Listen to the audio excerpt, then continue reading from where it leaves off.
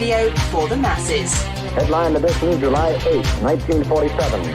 The Army Air Forces has announced that a flying disc has been found and is now in the possession of the Army. If the game is rigged, change the game. Game changer. I occasionally think how quickly our differences worldwide would vanish if we were facing an alien threat from outside this world. This is Fade to Black with your host, Jimmy Church, on the Game Changer Radio Network and KGRA, the Global Radio Alliance. I need your help to get to the year 1985. You're listening to Fade to Black with Jimmy Church on the Game Changer Network. Good evening. Fade to Black. Bespoke Radio. For the masses. Yeah. How you doing? How you doing? Today's Wednesday, February 17th, 2021. 48 days into the new year. Only 317 days left.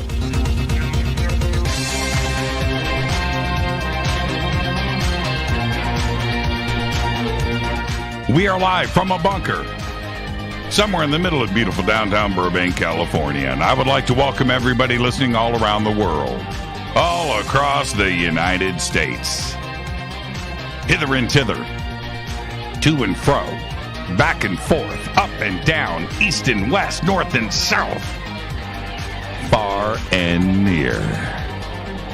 This is Fade to Black for KJCR, the Game Changer Network, and KGRA, the planet. I'm your host, Jimmy Church. What is cracking? How you doing? All right. What an amazing week on Fade to Black. It just don't get no better.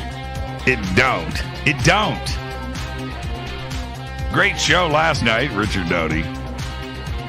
Everybody talking about that show last night. But tonight, it's all ghosts all night long. Cherie and Tony Rathman are here. EVPI. That's right, ghost hunting all night long. Now, tonight, I want everybody to get ready for this. And if you don't have the ability, we are going to have, we've got some images that we're going to be showing tonight that will be over on Twitter. So get ready for that. Follow me on Twitter at JChurchRadio. Hashtag F2B is the sandbox, but they'll be in the sandbox. Maybe I'll bust them out over on Breaking UFO too as well. But they will certainly be in my feed at JChurchRadio. So follow me over at JChurchRadio and check that out.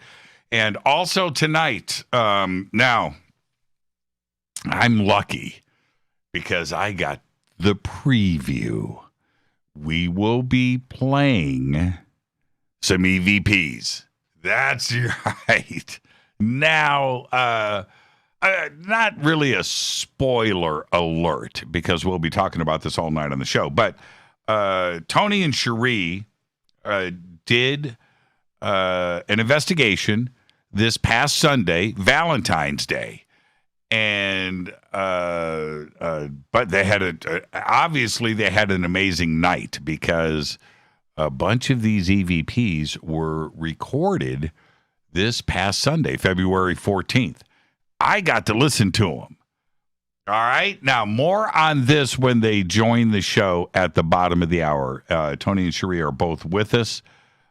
Incredible. I was talking to Tony earlier, and I said, man, sounds like you guys had a pretty good time on Sunday. And he's just smiling. It was amazing. I said, obviously. All right, so more on all of that and what EVPs are. In just a minute, I'll comment a little bit further. Okay, so that is tonight. Tony and Cherie Rathman of EVPI are here. Tomorrow night is another Fader night with open lines all night long. And then I think Rita gave me the permission to do a little bit of a sneak peek for next week. But tomorrow night is Fader night. And then, you know what? I'm going to disclose next week, tomorrow night on the show. I was about to do it right now. Nah. We'll do that tomorrow night. Okay? Because Friday, Saturday, and Sunday, I am hosting the Conscious Life Expo. Now, and also my co-host over there is Dr. Sarah Larson, and she's great. And she'll be hosting Channel 2. And everything kicks off Friday morning. Now, you want to go to consciouslifeexpo.com, and if you don't have the ability to type, I get that. Go over to jimmychurchradio.com. We've got all the links up that you need to go and get the schedule, get the tickets, check out the speakers, and get ready because things kick off Friday morning, and we'll be working all weekend, Friday, Saturday, and Sunday, hanging out with all of you. So the fun never stops over here. Okay, I just want to remind everybody, it is Friday, February 19th, 20th, and 21st, the Conscious Life Expo. All right. Follow me on Twitter at JChurchRadio. It's what you want to do. Hashtag F2B. I'm so scared. Sarah Ann, that's good. That's good. That is good. That's funny. It's funny. I love it. That's good too. Third Stone Studios, Johnny Ricardo. That one's an interesting one. If you want to see all the gifts that everybody posts right as the show starts, and I'm going to say I don't know how many's here. There's a lot. Oh, also, I'm going to jump in and say, if you don't follow ads Brad Harris, Brad Harris, our photographer here and good friend, no longer photographer status, just a family member, Brad and Michelle. But he happens to be our photographer too as well. Anyway, he just posted this shot of his back patio. That's his grill. And I'm going to guess and say that's a couple of ribeye steaks and the corn roasted perfectly on the grill. And my reply was right below it. It says, "Show is canceled. We're driving down to enjoy your grill fest." And there you go.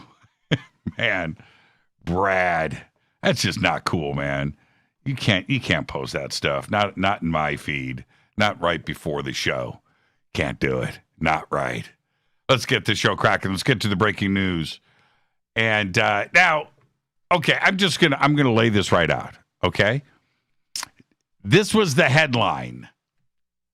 Dinosaurs have been wiped out, might have been wiped out by a comet instead of an asteroid.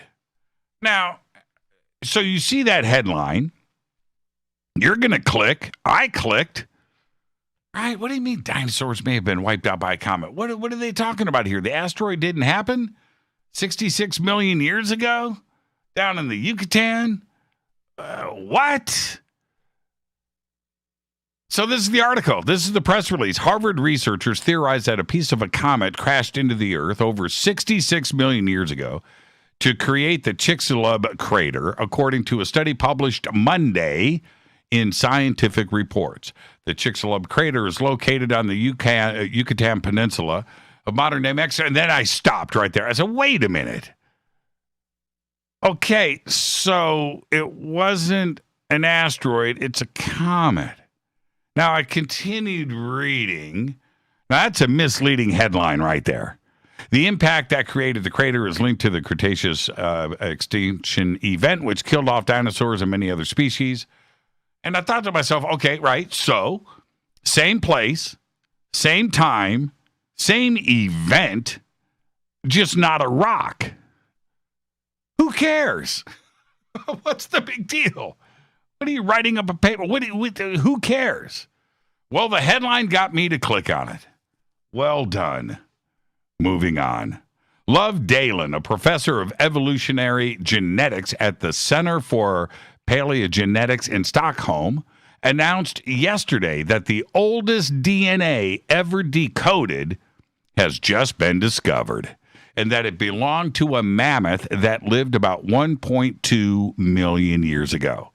Previously, this is big news.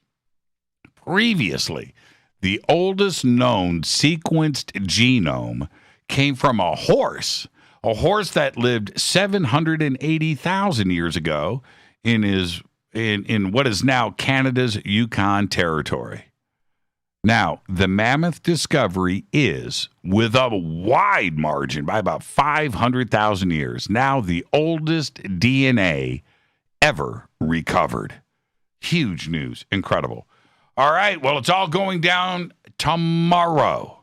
NASA's next Mars rover, Perseverance, will have a squad of spacecraft watching its dangerous descent tomorrow on February 18th. At least four orbiters right now around Mars from NASA and its European counterpart will support the landing. And some of these spacecraft will continue to send data back from Perseverance during the rover's adventures on the surface of the red planet. The European Space Agency runs 2 spacecraft that will watch the landing. The ESA Roscosmos ExoMars Trace Gas Orbiter will send data back to Earth as early as 4 hours after landing, while the agency's NASA's Mars Express has focused on local conditions at the landing site, Jezero Crater. I want to remind everybody that NASA will provide live coverage of the landing. All of this kicking off tomorrow. NASA TV broadcast from Mission Control starts tomorrow, February 18th at 11:15 a.m. Pacific time. Touchdown in the Jezero Crater on Mars is scheduled for around 12:30 p.m. Pacific time. Get your popcorn ready. That's going to be huge. Let's get the show cracking. Happy birthday to today, Paris Hilton. Paris Hilton is 40. Not buying it, but there you go. Paris Hilton is 40. Joseph Gordon-Levitt today is also 40. Starred in Inception, starred in Looper, starred in Snowden. That's right, he played Snowden in Snowden. And he was also in The Dark Knight Rises. Rita and I were watching him a couple of weeks ago in another movie. I can't remember what it was. We're like, is that the dude from Inception? Is that him? And we looked, and it's like 2 different people. Two different people. Then I went and watched Looper right after that. And Rita wasn't around. I did this alone. Watched Looper. I was in the mood for time travel. Watched Looper, and I'm looking at him, and I'm like, that's a different guy. I had to double check on IMDb. Joseph Gordon-Levitt today is 40 years old. Denise Richards, the one and only Denise Richards, today is 50. And, of course, she played Carmen Ibanez in Starship Troopers. Green Day frontman and guitarist Billy Joe Armstrong today is 49. And the one and only, the legend, the icon, Blackfoot's Ricky Medlock today is 71. He's like the dude in Leonard Skinner. I bet you didn't know that. Our dead guy's birthday today is Quorthon. That's right. 1966 to 2004, died at the age of 38. Quorthon changed the world. Quorthon was a singer, songwriter, musician, and a record producer. He was one of the founders, as well as the sole songwriter of the band Bathory, which pioneered the black metal genre and is credited with creating the Viking metal style. Absolutely an incredible musician. Quorthon wrote the music and lyrics on all of Bathory's 15 albums and performed vocals and guitars on those 15 albums. He also did like 3 or 4 solo records that were pretty good too as well. On June 3rd, 2004, Quorthon was found dead in his apartment in Stockholm, Sweden. The cause of his death was a congenital heart defect. He was just 38 years old. Changed the world.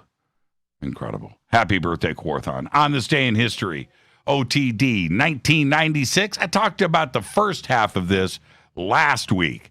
Today, was the finale. Gary Kasparov defeats IBM's Deep Blue 4-2. However, the celebration was short because Deep Blue defeats Kasparov in a heavily publicized rematch the following year. Humans have never caught up. Fate or fact? Here you go. Didn't know this. I swear I didn't know this. And you didn't either. Fortune cookies are an American thing. They were invented in San Francisco in the 1890s and sold at the Golden Gate Park's Japanese Tea Garden. Yeah. And that, I thought that was Japanese all the way. Full tilt boogie. They are not. Today, very special guests, Cherie and Tony Rathman are here. We had to reschedule Cherie and Tony because last month we had a power outage the morning of their show, which was that night, and the entire valley here in much of Los Angeles was without power. We were in the middle of a massive windstorm. And so the reschedule for tonight, which is great, but this is what's crazy. The wind started last night again. And I was thinking to myself, here we go. And there were power outages. Nothing in Burbank. We're clear. We're all good. But with everything else that's going across the country, right? Texas without power. You know, the winter storm going across the United States, heading up into the Northeast. And there's no break in the action. And right now in Texas, they're saying, hey, you know, we don't know. And I was reading the news today that Texas was just like a hair away from a total breakdown of the entire grid in Texas. They got close. 25% right now without power in the state of Texas. Crazy. All right. Let's get to this River Moon coffee. I'm going to do this right now. What's that? Tri-scale. That's a gift right there.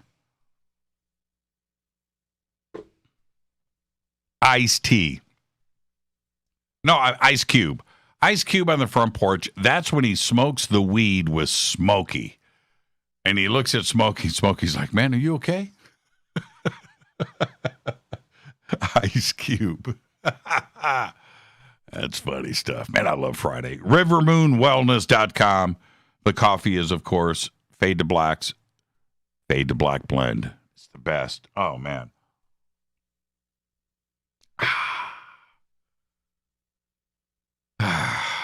I've got 3 ghost stories. 3. Just 3. That's all I got. And 2 of them involve Tony and Cherie Rathman. How crazy is that? And that's because we did the Queen Mary event together a few months ago. And so we were, we had a huge team that was on the boat. One of the events happened with Tony and Cherie directly. Tony really directly. Now, both Tony and Cherie are with us tonight.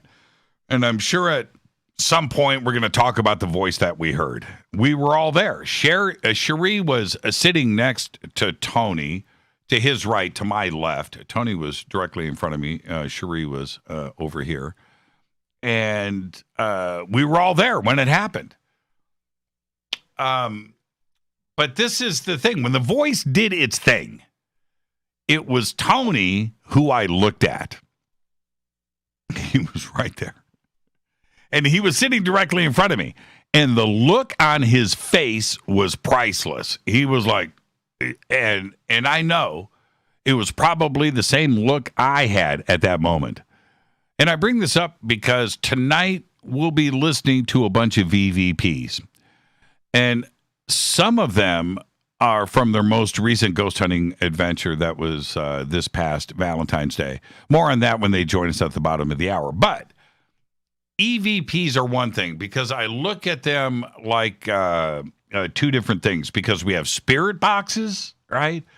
And then, which I do we classify that as an EVP? I do. We'll talk to Tony and Cherie about this. But But then, a real EVP, disembodied voices that are caught from somewhere out there, just caught, right, in the ether, electronically. And I love them. And I listen to them every chance that I get. But what we heard that night on the Queen Mary wasn't really an EVP. It was an actual voice. Spoken, audible, real. Not something that you don't hear at the moment and you go back and you're listening and you have to amplify and you analyze. And I love that stuff. I love it because you catch it in the background and you amplify and you're like, oh, man, something was reaching out. And I love that stuff. I do. But what we heard was right there. In fact, I was able to experience something like this, which is something that I'll never forget, that I was there. I caught this. I experienced this. I heard it. It was truly an extraordinary moment. Now, my only ghost sighting was kind of the same thing. And it just got me thinking today because I was like, okay, what? Really, I've only had those 3 events. 2 of them were with Tony and Cherie, and the other one was kind of the same thing, in that it was real. The ghost wasn't a mist. It wasn't something caught with infrared or FLIR technology or night vision or anything. No, it was an actual face, a real face. And that to me is different. Now, I'm not going to tell the story again right now. We've all heard it so many times before. But what I saw was physical. The curtains were pulled back intentionally, and the face was right there looking at me. I could see it. It was real. So real that I went up to the door and waited for whoever was there to open it and greet me. That's how real it was. There was somebody there. You know the feeling that you get when you know somebody is home, but they're just not answering the door. You know that feeling, man, and you get pissed off. You know what I'm talking about. That was the feeling I had when the door didn't open that night. I knew that they knew that I knew that they were there. So, after the door didn't open when it was supposed to, I knocked. And I didn't knock because I was being polite. I knocked because I was mad. You just don't let a friend stand on your front porch looking like an idiot. But I guess that ghosts don't have manners. At least this one didn't. But after so many years, to go back and think about this experience, I know how unique it really was. I saw a real ghost. Not Casper, not a misty thing, not something out of the corner of my eye, not something in the dark, not second guessing like, oh, I wonder what that was. No. I saw an actual face check me out. This, like the voice that we heard on the Queen Mary, it was real. I know now how lucky I am to be able to share this with all of you because it happened. Now, probably the strangest thing of all, about that night was that when Chris and I, my friend that was there with us, unlocked the front door and burst into the house, we were expecting to find an intruder, somebody robbing the place. Tensions were high, the adrenaline was pumped, but nobody was hiding inside the home. Now, as I went back and I stood at the window and I pulled back the curtains to the side and looking out the window like the face did earlier, I knew at that point it must have been a ghost. And it was a trippy feeling because it was the real deal.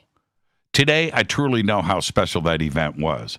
And just like anything else that we talk about each night on Fade to Black, I know that there was so much more to the story and how little we know about the phenomenon. We need investigators like Tony and Cherie to help us find the answers. You know, and that's why this show is so important. They are out there investigating. They are out there doing the hunt. They are looking for ghosts. They're trying to figure this out. They build the tech. They design the tech. They've got very, very special gear and equipment that they take out there with them, trying to figure things out. And I cannot wait for this show tonight. It is going to be great. Seriously. All right. Now, I want to remind everybody, tomorrow night's Fader Night. Friday is the Conscious Life Expo. I need you to go to ConsciousLifeExpo.com, get your tickets, look at the schedule, figure it out, get your plans in order, all of your food, everything, and your drinks for the weekend, because you're going to spend Friday, Saturday, and Sunday with all of us over at the Conscious Life Expo. Oh, Dr. Stephen Greer. Dr. Stephen Greer is going to be with us. That's right. So much more. Linda Moulton Howe. We've got Whitley Strieber.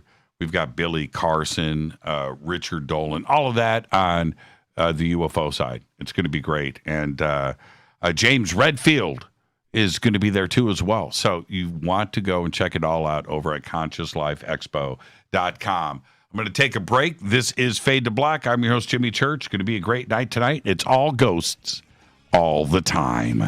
All night long. Cherie and Tony Rathman are here of EVPI. I'm your host, Jimmy Church. This is Fade to Black on the Game Changer Network and KGRA, The Planet. Follow me on Twitter at JChurchRadio. That's what you want to do. Hashtag F2B is the sandbox. We'll be posting up some images there in just a little bit. You're going to want to check these out. We're going to be playing EVPs all night long. I'll be right back after this short break. Stay with us.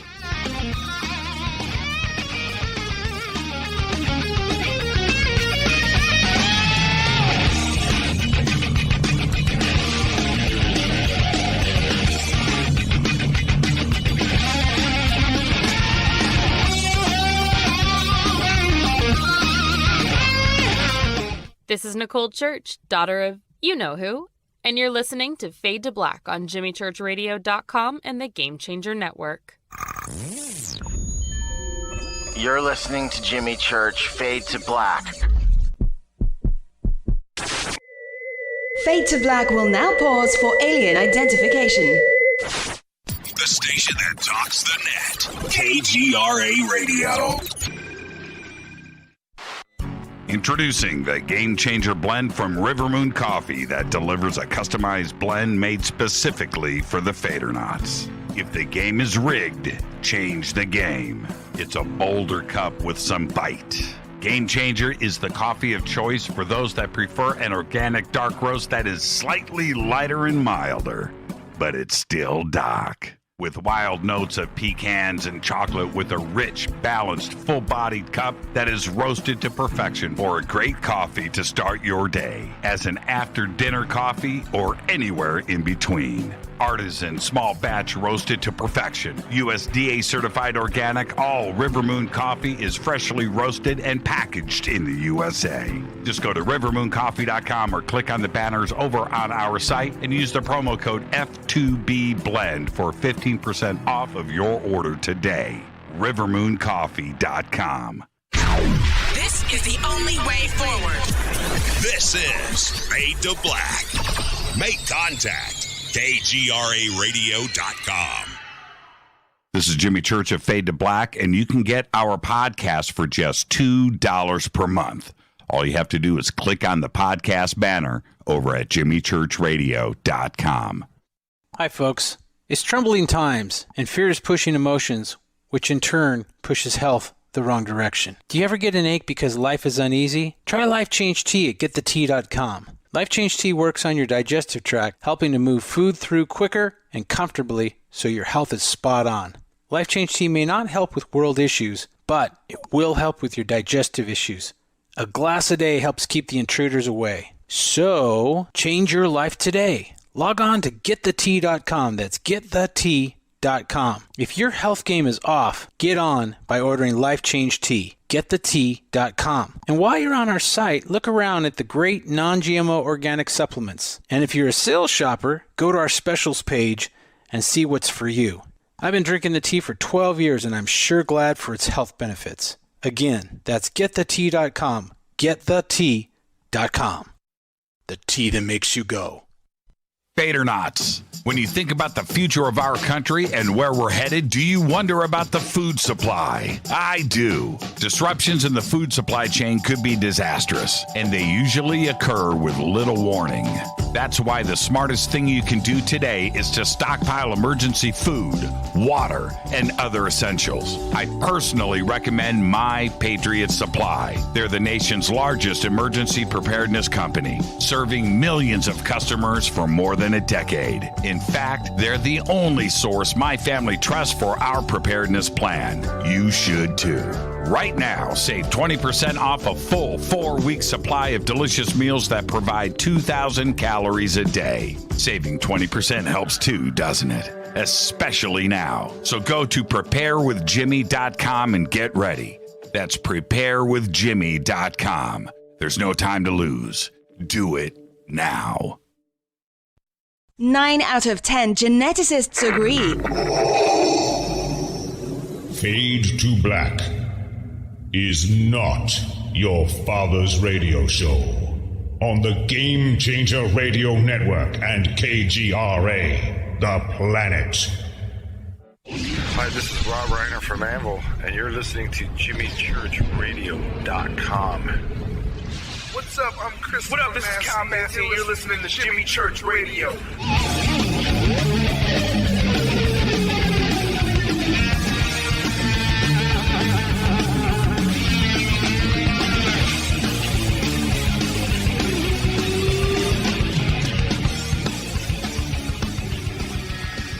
All right, welcome back. Fade to Black. I'm your host, Jimmy Church. Tonight, Tony and Cherie Rathman are here. Now, tomorrow night, Fader night, open line all night long. It's going to be a busy week and weekend around here because all weekend we'll be over-hosting the Conscious Life Expo. So you're going to get your fill of Jimmy this week. We'll see. Everybody will take a break on Monday. All right. Tonight's guests are the leaders of EVPI, Tony and Cherie Rathman. It's a full night of ghost hunting and ghost all night long, and EVPI is a paranormal team, and they are located in Phoenix, Arizona. They've spent the last decade discovering the truths about spirits, entities, and life after death. Their specialty lies in spirit communication through both EVPs and ITC communication, and have captured some amazing entity voices through the years of investigation. We will be going through some of their best tonight on the show. Now, they use a lot of different equipment. I've been talking about this a lot, not only on the show, but with Tony directly, because they have digital recorders. They've got parabolic mics, multi-track recorders, and they also build and design their own spirit boxes, and we're going to be talking about all of that tonight. When I got the chance to first meet Tony and Cherie, I went up. I didn't realize. I saw the gear. I thought it was with the TV show. I did. I thought it was with the TV show, and I went up and and they're sitting, and I realized this was their world. This was their stuff. I want to welcome back to Fade to Black, Cherie and Tony Rathman. That blew my mind that night, guys. Welcome back to the show. The amount of gear that you guys take when you go out to do an investigation, that's absolutely incredible. Very impressive. Thank you. Yeah, we packed the car like we've never packed it before to make that trip out to the Queen Mary. That's for sure. Now, I'm going to start here. I'm going to start with Cherie because she's the boss, Tony. I'm going to start with Cherie. Cherie, who you've been doing this for about 10 years. Who was into ghosts first? Well, actually 11 years. Almost 12 years now. So we started 11 years ago. Okay, now who is the boss? See, right now she just set the tone for the show. Right there, out of the gate. But who was into it first? Did you guys have to talk each other into it? To be honest, it's first I am the one that's fascinated with the ghosts, spirits, and everything since I was little. And before I met Tony, I love to watch ghost or paranormal shows, me and my daughter. And at one time, when I was watching a paranormal show, I invited Tony, hey, come watch with me. And he goes, that is BS. I don't want to watch this one. That's not true. That's BS. So that's where it started. And then actually one Valentine's Day, he asked me, what do you want to do for Valentine's Day? So I said, for a change, I want, a different adventure. I want to be adventurous Valentine's Day because we always do going to fancy hotel, swimming, whatever, or drinking. Mostly, that's what we always do. It's kind of boring. So I want some adventure. So I said, why don't we do ghost hunting? And he's like, what? Are you kidding me? Okay, so Valentine's Day ghost hunting trip, where did you guys go? San Carlos Hotel here in Phoenix, downtown Phoenix. And was it, Tony, was it what you thought it was going to be? No, not at all. My father was a physics, chemistry, and physical science teacher. So everything I grew up with, anytime I asked a question, it was science-based. Everything was science-based. Paranormal to me didn't really exist. I didn't believe. I was a complete skeptic. So we go on this trip because, of course, 11 years ago, she asked me on Valentine's Day, and unless I wanted her mad at me until the next Valentine's Day, I had to say, sure, honey, we'll do this. You got to do it. You got to play the game. That is correct. So I found a location online that had a reputation. I bought her a very cheap night vision camera, digital recorder, and an EMF meter. Right. And I thought, okay, now she's set. So we go. I played along. I was expecting nothing. I was expecting the gear to sit in the closet for the next 3-5 years until we threw it out, and was literally expecting nothing. When we got back from the weekend and she started reviewing, she was calling me over every 3 minutes. Listen to this. What is that? What is in this picture? What just moved across the video screen? I couldn't answer any of it. And it literally put me in shock for probably 2 months trying to get logical answers to what I was hearing, seeing, and what was in the photographs. And that's what started the last 11 years of us investigating constantly since then. Now, Cherie, so you get the last laugh, don't you? Did you? Of course. Yes. So you get to say, I told you so. I told you so. And now he's the one who's very, very obsessed with paranormal investigation. I am. Yep. Yeah. And now not only are you guys leaders in this community, and I'm so fortunate to have met you, and we've got to hang out and do things together. And I said in my opening my rant tonight, I've had 3 ghost experiences, and 2 of them were with you guys, right? I mean, how crazy is that? So, awesome. But now you guys design and builds some of the leading technology in ghost investigations today. How did that start?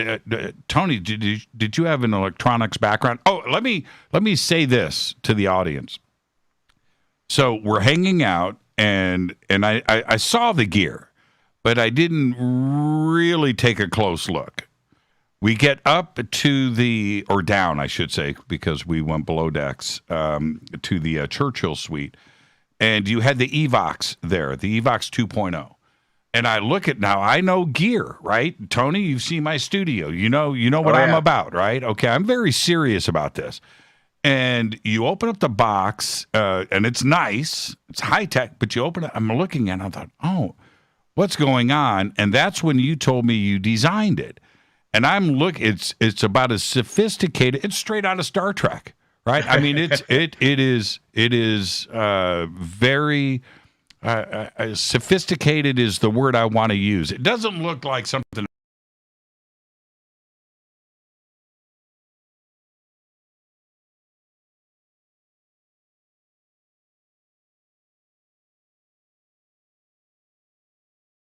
Background, an industrial design background. I worked in an electronics shop when I was teenager, helping fix televisions, radios. So it wasn't extensive, but it was enough to be able to build these things, and that definitely helped me. But the way we got into that was started with EVPs, and I owe it to Cherie, because the one thing Cherie did was every time we went into and started asking questions like crazy, and she'd stop me and she'd say, "Stop. Introduce yourself. Tell them who we are. Tell them why we're here." And so we continued to do that, and we've done that ever since. But that created sort of a trust with the spirit world and has given us just unbelievable EVPs. And then from EVPs, we started using the first spirit box, which was an SB7, which is basically standard to any paranormal group, which I absolutely loved because I could hear the responses, but the static, the white noise was so distracting to us that I hated it. And I said, we're going to build something better. We're going to build something cleaner, without static, without noise. And that's how this all transpired. Somebody just posted up in Twitter, Third Stone Studios, I just got gifted a tri-scale and an SB7, and they just post, as you said that, this popped up in Twitter. So now I understand what you're saying about the SB7 spirit box and a tricoder. It's like the two necessary things when anybody starts off in the field of ghost hunting.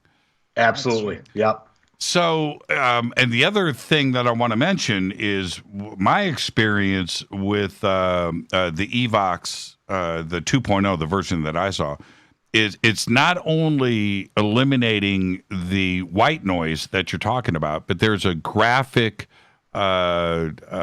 electronic graph of the voice as it's coming through. Yes.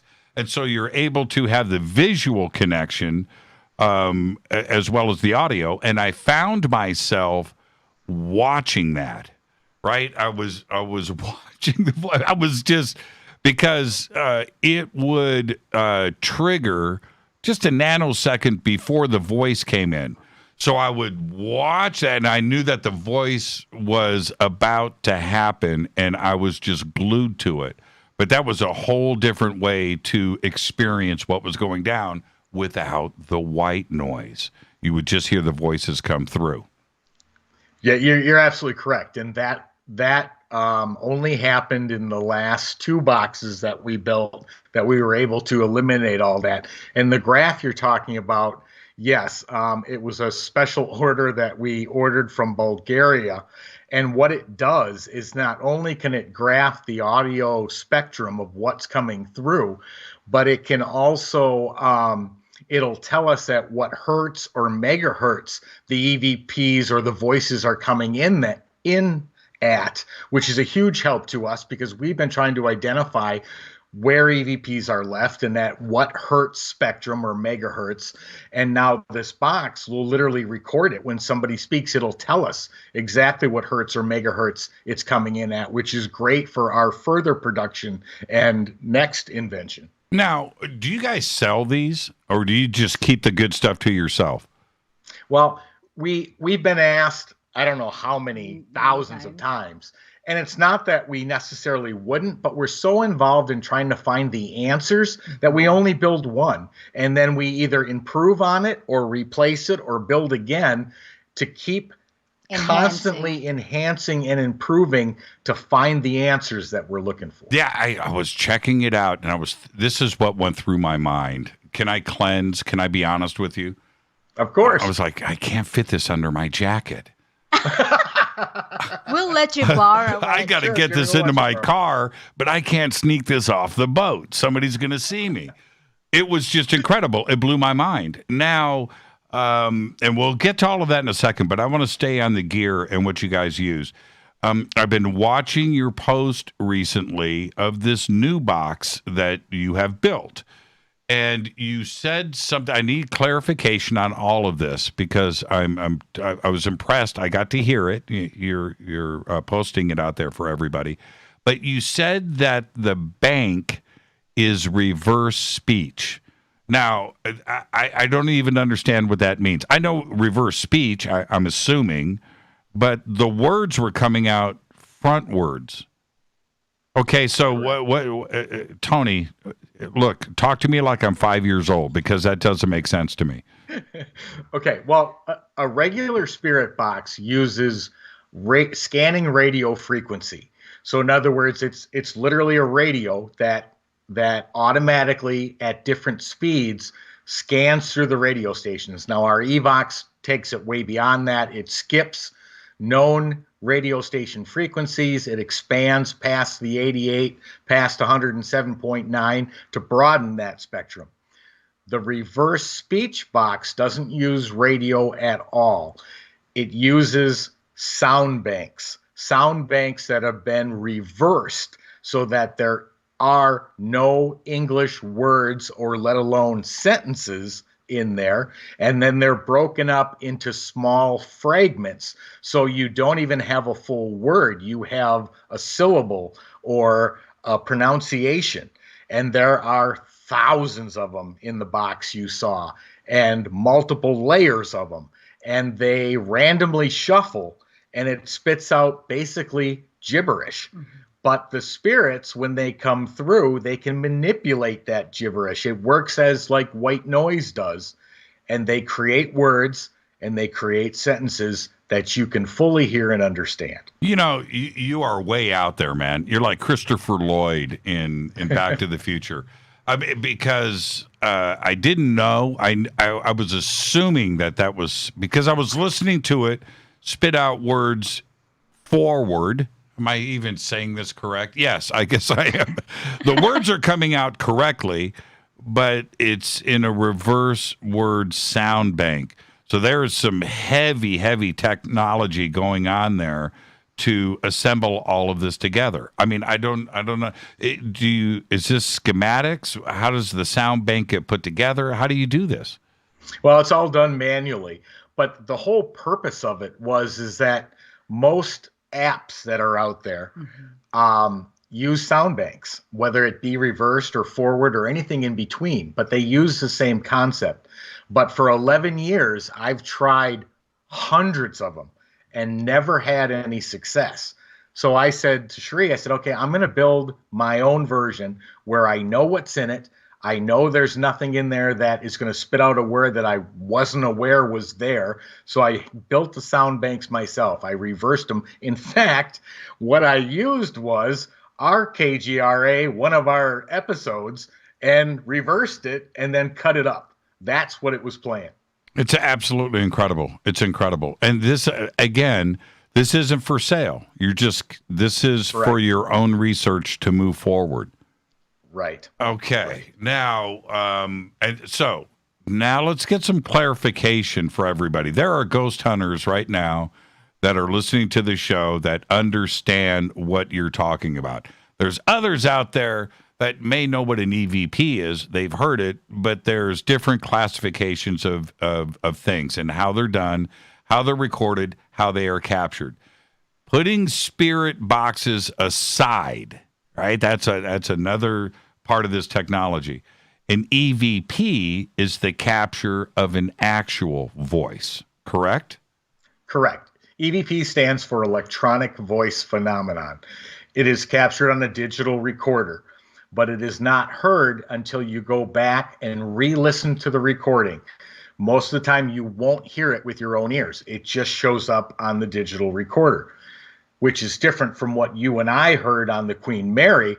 That was a direct voice response because we heard it with our own ears. Right. But yes, an EVP you'll only hear when you replay the recording. Now, how special was that moment where I'm going to ask Cherie this because I know Tony's reaction because we got to share that together. Cherie, how special is it when a voice like that is just right out there for everybody? Well, first of all, just to let you know, your face and Tony's face are priceless that night. Because your reaction, you're like, your eyes like as big as like, what is that? Yes. Yeah, I can only imagine. I haven't seen the tapes of the replay of that moment, but I already know because I know what Tony's face did. You know, and it was actually, you know, I've talked about this a lot, but Tony and I connected eye to eye, you know, and did this thing, right. And I'm looking at his face, but all that told me was that I heard it, right? That was the point, and how unique is that to hear a voice that loud in a room like that? Well, for me, it's very, very like, oh my, it's very exciting to hear like a disembodied voice with your own ears. Yeah, and it's rare. I mean, you will hear them. We've heard them before. One of the places we investigated in the Philippines, I've never heard so many with my own ears before ever, but it is rare. 9 times out of 10 or 9.9 out of 10, you're only going to hear it on the recorder. The fact that we heard that voice directly with our own ears, you and I looked right at each other. We both knew we heard it, and it was loud. It was as if they were standing right in the room. And if I remember correctly, it wasn't even a word. It was a female going, Yeah, it was a hum. It was a hum. There's no other way to describe it. It was just, like somebody did it in my ear. That was trippy, man. That was trippy. So for me to go out on my very first official ghost investigation to get that, I'm not going to get that every time I go out, right? Right? That's it? No. That's it? No, it's rare. It's the same thing with the apparition. It's very rare to catch an apparition when you're, investigating. Yeah, the odds are against you every time to have it happen. But when it does happen, like Cherie was saying, that excitement level is flooring. I mean, we've been doing this 11 years, and there's still nothing better than hearing a voice directly with your own ears, or even catching a fantastic EVP. That excitement level never dies. But it is rare. And for that to have happened on one of your first investigations, that you should be honored by that, because they obviously wanted you to hear it. And there were other people in the room that heard it too, no doubt about it. It was that loud, but it was a phenomenal experience. Now, you guys use, we've got about 5 minutes before the break, to capture EVPs. You've got a lot of different equipment to do this. And one of the things that caught my eye is you guys use parabolic microphones. Now, the audience, it looks like a radar dish. Right, that's what it looks like. And then there's a microphone that is pointed back at the parabolic reflector, but you are able to focus with that. How successful are you with those? Unbelievably successful. We have used it, oh my gosh, since we got them, and we've used them in hundreds of locations. They are unbelievably successful as long as you don't have a lot of background noise or disturbances. If it's a quiet area, they work fantastic to pull voices out that you would have never captured on a regular digital recorder. Yeah, very, very, very sensitive. I can only imagine, because you can pick up, it's like a very focused pickup point, but also over great distances too as well. Correct. Now, what about the digital recorders that everybody uses? I've got Tascam. That's what I use. What do you guys use for digital recorders? We have Tascam as well. I think we've got 3 of them. Right. We've got Sony, and then we use digital recorders made by Marantz, and they are high quality professional recorders. They have specific mics. We've got almost everything, and we've got probably 30 or more of them that we use. We'll place certain camcorders and down in locations to just record. We'll hook others to the parabolic mics. We'll use ones that are sound activated, so if something is heard, they start recording. But yeah, Tascam, Sony, and insert set.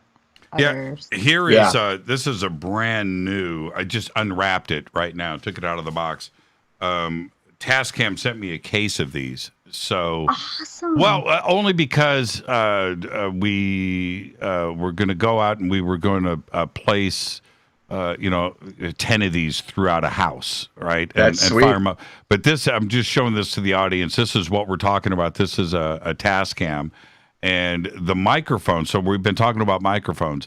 The microphones are here at the top, and that's what everybody uses. It's just a sound card, but it's these microphones that pick up everything because they're very, very sensitive. And then you go back and review the files off of a recorder like this, and you're looking for something specific in the sound file. What, is it after a question? Are you looking deep where everything goes quiet? Yeah, normally when they do respond, and I don't know how they know this, but they wait for a break. Not always, but 9 times out of 10, again, they'll wait for silence to speak. When you stop and before something else happens, they'll throw in a word or a sentence.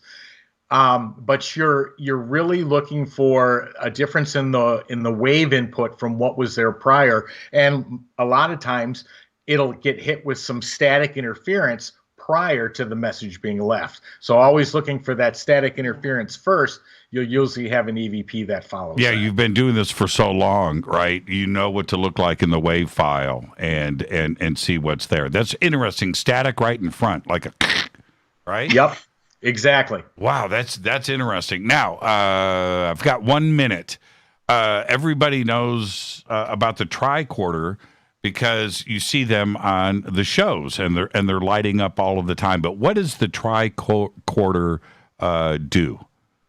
Well, it does a variety of things, but what it's recording is changes in, EMF, and that's what's making it light up. The majority of them are monitoring electromagnetic frequency. The theory is that spirits, when they cause activity, move something, speak, that they'll give off electromagnetic frequency. These devices will shine lights or beep to let you know that there was a change either in electromagnetic frequency, temperature, humidity. It depends on how advanced the particular meter is. We've got ones that will monitor 9 or 10 different functions simultaneously and record it to cards.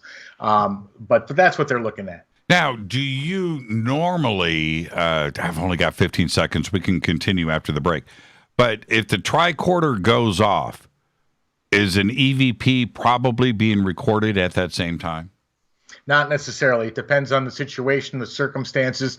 I mean, there are a lot of times that EMF meters are set off just because of normal circumstances, electricity, wiring, faulty wiring. So you have to be able to determine what's paranormal and what's not. Yeah, I was watching the tricorders and then looking over at the spirit box, right? I feel like, right, my head's on a swivel. I see that light up, okay, and a couple of times that actually happened. It was absolutely incredible to see this go down for somebody like me for the first time. Let's take our break right here. Our guest tonight, Tony and Cherie Rathman of EVPI out of Phoenix. Now, when we come back after the break, we're going to get into some of these EVPs, and I've also got some images we're going to post up that will be in hashtag F2B right there on Twitter. I'm your host, Jimmy Church. This is Fade to Black. Stay with us. We'll be right back after this short break.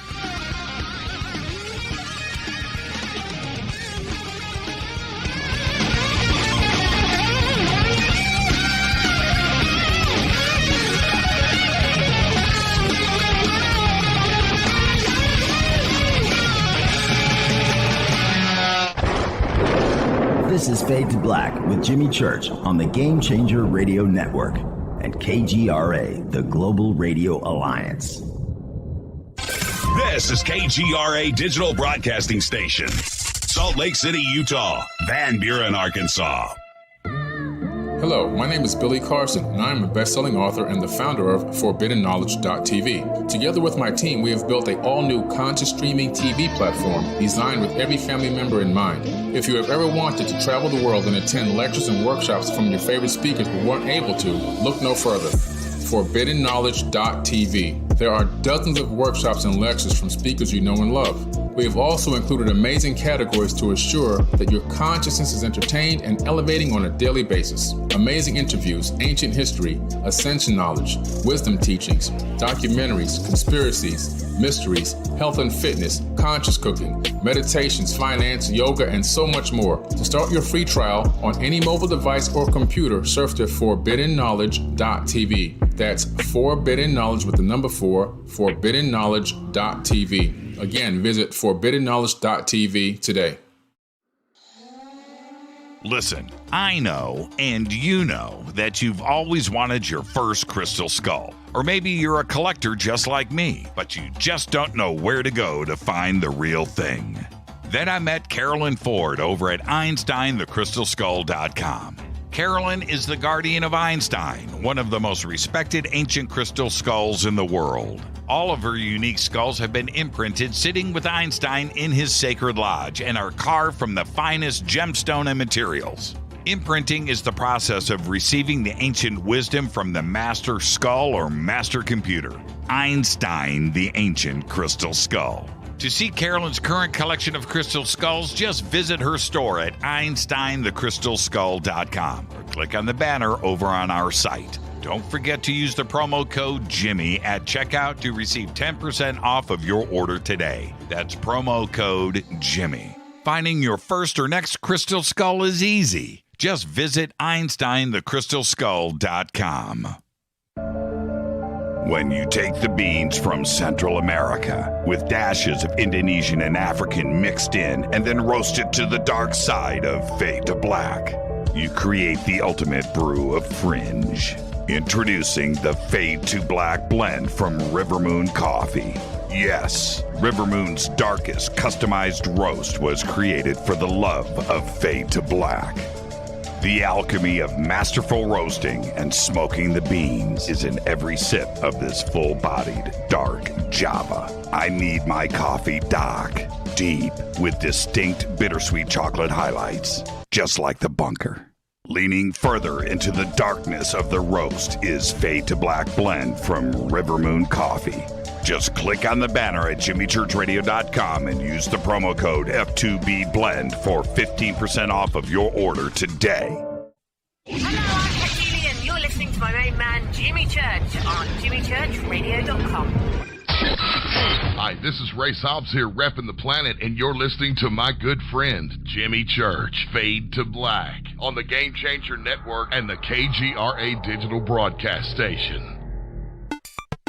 This is Toby Kebbell. You're listening to JimmyChurchRadio.com. Don't hurt me, Jimmy. I'm only little. Hey, I'm Adrian Grenier. And this is Ari Gold. We're the Honey Brothers. We are also the Honey Brothers. Hey, I'm Adrian Grenier. And I'm Ari Gold. We're the Honey Brothers. And you're listening to Jimmy Church. The Revolution.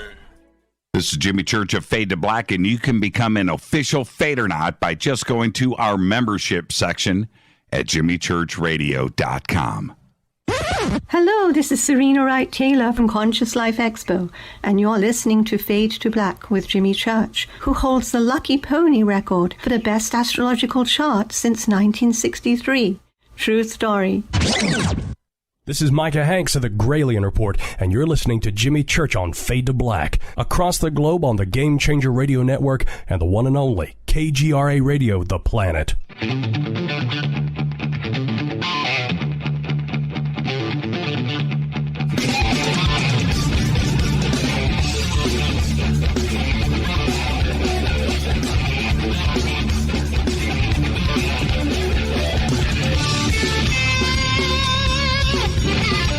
Welcome back, Fade to Black. I'm your host, Jimmy Church. Tonight, Tony and Cherie Rathman of EVPI out of Phoenix. I'm going to take a wild guess here, guys. EVPI, EVP Investigations. I'm going out on a limb here. EVP Investigations. Entity Voices paranormal investigations. Oh, okay. But you had to put in an EVP into it because that's our specialty. The website is entityvoices.com, and the link is over at jimmychurchradio.com. Go and check all of that out. Okay. I want to get into everybody's waiting, right? What have we got here? One of the coolest things about what we're about to do tonight, it takes me back to, and everybody's going to say the same thing, right? It's Art Bell, Coast to Coast, 1995. Him playing those EVPs, and I couldn't wait. I would stay up all night and listen to them, and it was just fascinating to me. I don't know, as we get into this, I don't know what I'm listening to. Is it a spirit? Is it somebody that is trapped? Is in between this world and another world? Is it somebody crying out for help? Is it somebody that's lost, and then we interrupt their world where suddenly we come in and they don't know what's going on and everybody is confused? And then, so there's that element. And then, there's children, and which always freaks me out. I'm a parent, and so there's that part. And then there's a direct communication where I think that they're surprised, right? This is coming out of nowhere. So what do you think ultimately is going on with who you're talking to? Well, those are some of the questions that we're trying to identify exactly. EVPs have been captured since the first recording device has ever been made, which was a single wire recorder. Guess what? It picked up EVPs. Mm-hmm. But no answers have ever been given beyond that, EVPs can be captured on recorders, whether it be digital, single wire, whether it be tape. But those are some of the answers. And some of the things that you mentioned, yes, are they spirits? Are they extraterrestrial? Are they multidimensional beings where, Cherie and I have ran into a situation where they thought we were the ghosts. Right. Exactly. And there's another part that I get from any EVP that I listen to, almost loneliness, forlorn, melancholy. Right, I get that kind of vibe too, as well. Do you pick up on that?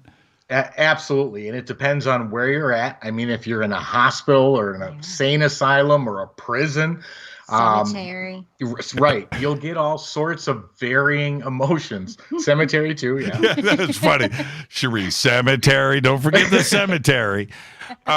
When we were on the Queen Mary, and I was walking around, I did a lot of things by myself. We had a lot of downtime, right? And so I'm walking around the ship a little bit. We had to have somebody with us, but I felt like we weren't alone. And I'm in these ginormous hallways, or the ballroom, for instance. I just felt like there was stuff all around us, and I don't think it was my imagination, was it? It was not your imagination at all. In fact, if you talk to anybody that was on that ship, they all had personal experiences, including Cherie and I. I was walking down the hall to set up equipment. I got tapped on the shoulder. I had a hey right in my ear. Not something you heard like from down the hall, right in my ear. So yeah, they knew we were there. Even Kathleen and also Jay had an all experience. Of them had experiences. At the engine room, right. We saw a shadow figure that night when we're packing. Right. Yep. Yeah, I heard about that. That. So no, there were spirits or entities all over that ship, and they were very curious, probably because there were people back on it for the first time in 8 months, and they were checking out what we were doing, no doubt about it. I think about that. Walking down the street, doing your thing. There's stuff walking around that you can't see. It's right. I really feel that way. There's an interdimensional, parallel world aspect to this, where I think our frequencies are just accidentally crossing, and we're going into each of these dimensions at the same time. Correct. And that is definitely one of the theories, and a very possible and probable one, if you believe that multi-dimensions exist. I know lots of other investigators. One of them, very good friend of mine, Andrea Perrin, who was explaining a situation where that happened to her, where there were, like, I can't remember what she said, 1920 people sitting in their kitchen at their table and had noticed either her father or her mother, and they were pointing at her like, oh my God, a ghost, yet it was reversed for them. So yeah, that's definitely a scenario that has occurred often. Now check this out. You just said Andrea Perrin, right? Yep. Okay. I literally got a text from her. Just came in. And now I don't know. I'm going to share one of these because it's a series of pictures, and she's telling me what's in these pictures. But there is this orb, kind of. It's strange, but it's a ring, and it's a smoky ring, and she's taking these pictures over this valley in Colorado. And this smoky ring moves around these trees. And I'm just going to hold this up so you guys can see it. The camera's going to see it too as well. But this is from Andrea Perrin today. Look at this. Oh, wow. See that? Do you see that pink ring? Oh, yeah. Yeah. That's awesome. I'm going to hold this up to the camera here. I've got a bunch of cameras in here. But... And so it's a series of pictures, and it's moving around this tree. I'm like, holy crap, man, Andrea, she's a magnet for this stuff. But it's funny that you just brought that up. She just texted me with these a series of amazing pictures. Now, okay, these EVPs that we're going to run through tonight, and we've got a lot of them. I'm going to set this up in two different segments. We're going to do Valentine's Day in the next segment, okay? So we'll hold off on that. These first three that we're going to play, we're going to talk about each one. I want to set up on each one. But these are not spirit boxes. These are picked up by microphones, correct? That is correct. Yep. Okay. Now, the first one is called, I've got this muted. You guys are going to hear it first. Just let me pause this. Okay. I have to do this in real time. Okay. This first one is called The Camera Is Not Working. Okay, where was this recorded? We were called to a private home. They were experiencing shadow figures, voices in their upstairs hallway, and they were afraid they had something in their house. What state? What city? Arizona, just outside Phoenix. So it was local to us, so obviously we went right over to help. But they were saying that their young daughter was being terrified at night. Something was coming in and out of the room. So we set up laser grids, motion detectors, night vision cameras, digital recorders, and a night vision camera to capture it all. And we thought, okay, if this thing moves, if it says anything, if it shows its shadow in the laser grid, we'll catch it. So we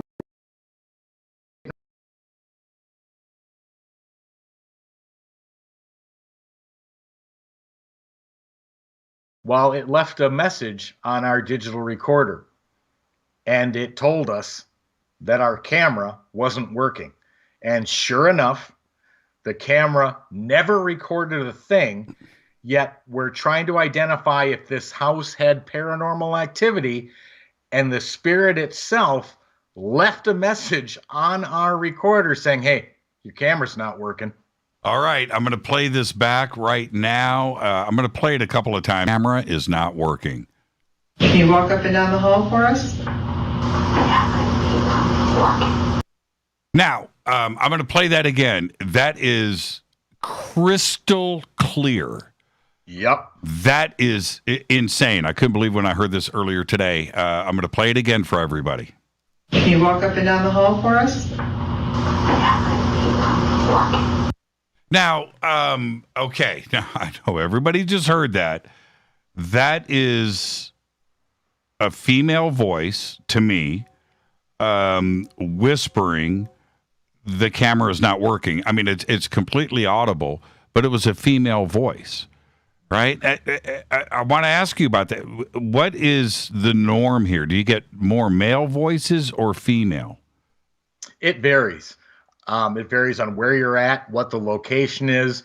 I'd say it's probably pretty much a 50-50 split. But the males are usually a little bit more aggressive. Right. They may be the first ones to speak, but the longer we're there, the female ones will respond as well. But it's usually the males first. Now, Cherie, it's you asking the questions here, right? No, it wasn't me. Oh, that wasn't you? Audra. That's one of our team member. Yeah. Okay.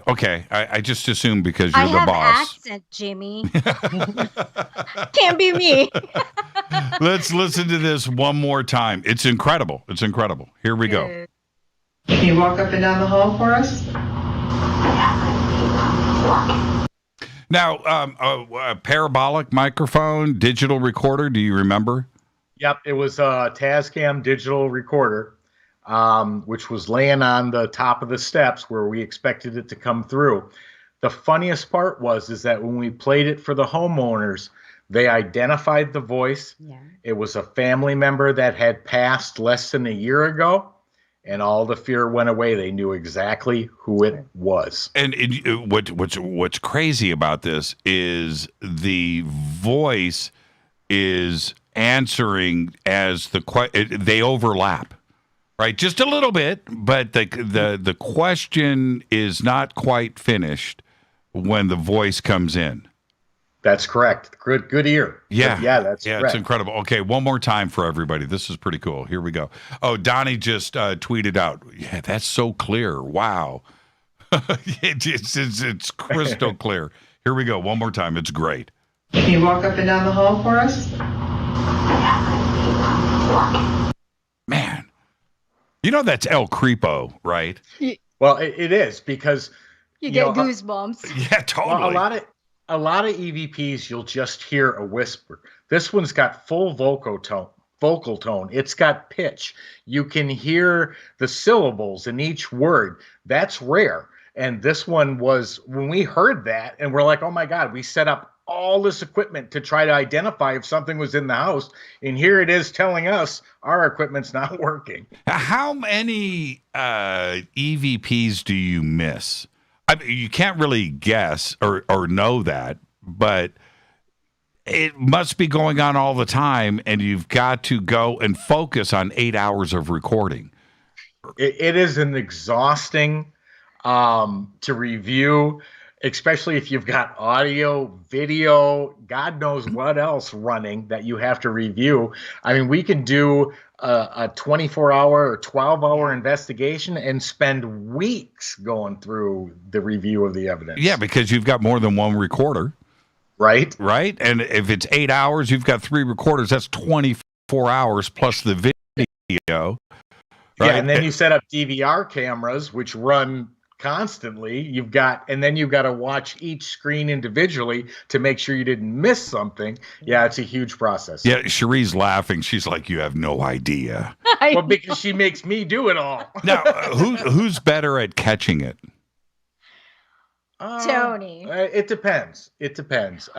You've caught some stuff I didn't even see. Right. And also sometimes you heard different and I heard different also. So we kind of like debate each other. What is it saying?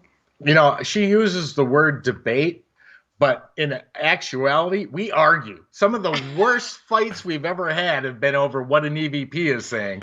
And that's when we know it goes straight in the trash. Can't agree. It's not worth hearing. Okay, Let's go to this next one, which is called The Rathman's No.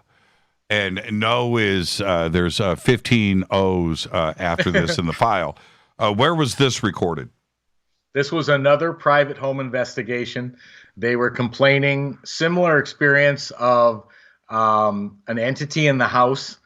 And This one, Cherie walks in, has digital recorders, one in her hand, couple out in the hall, and she goes in and says, "Who are you? What are you doing here?"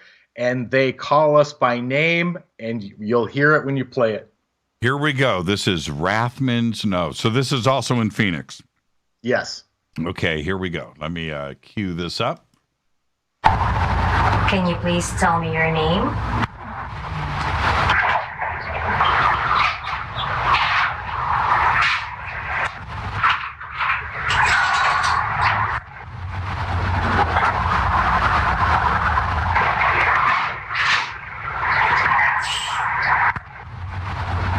Now, how many Rathmans are in there? 3. 3. That's crazy town, man. Yeah, you can hear him say, "It's the Rathmans. Get them out." No.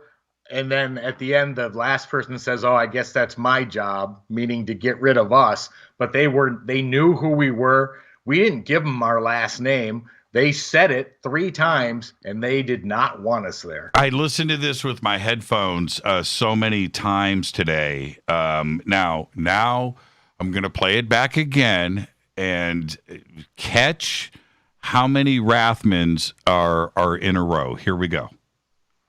Can you please tell me your name? It's crazy, man.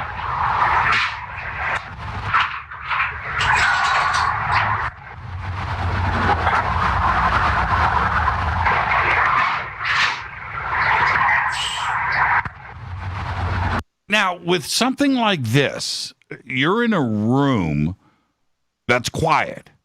You're doing an investigation. It's a quiet room. There's nothing going on there.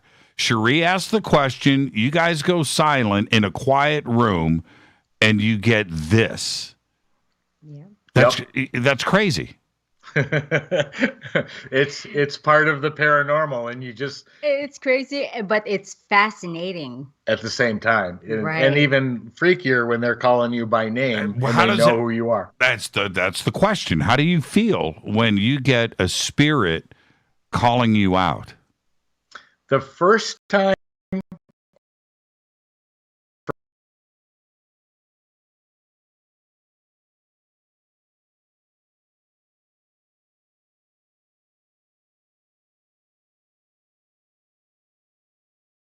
or 2 year, 3 year, I don't remember.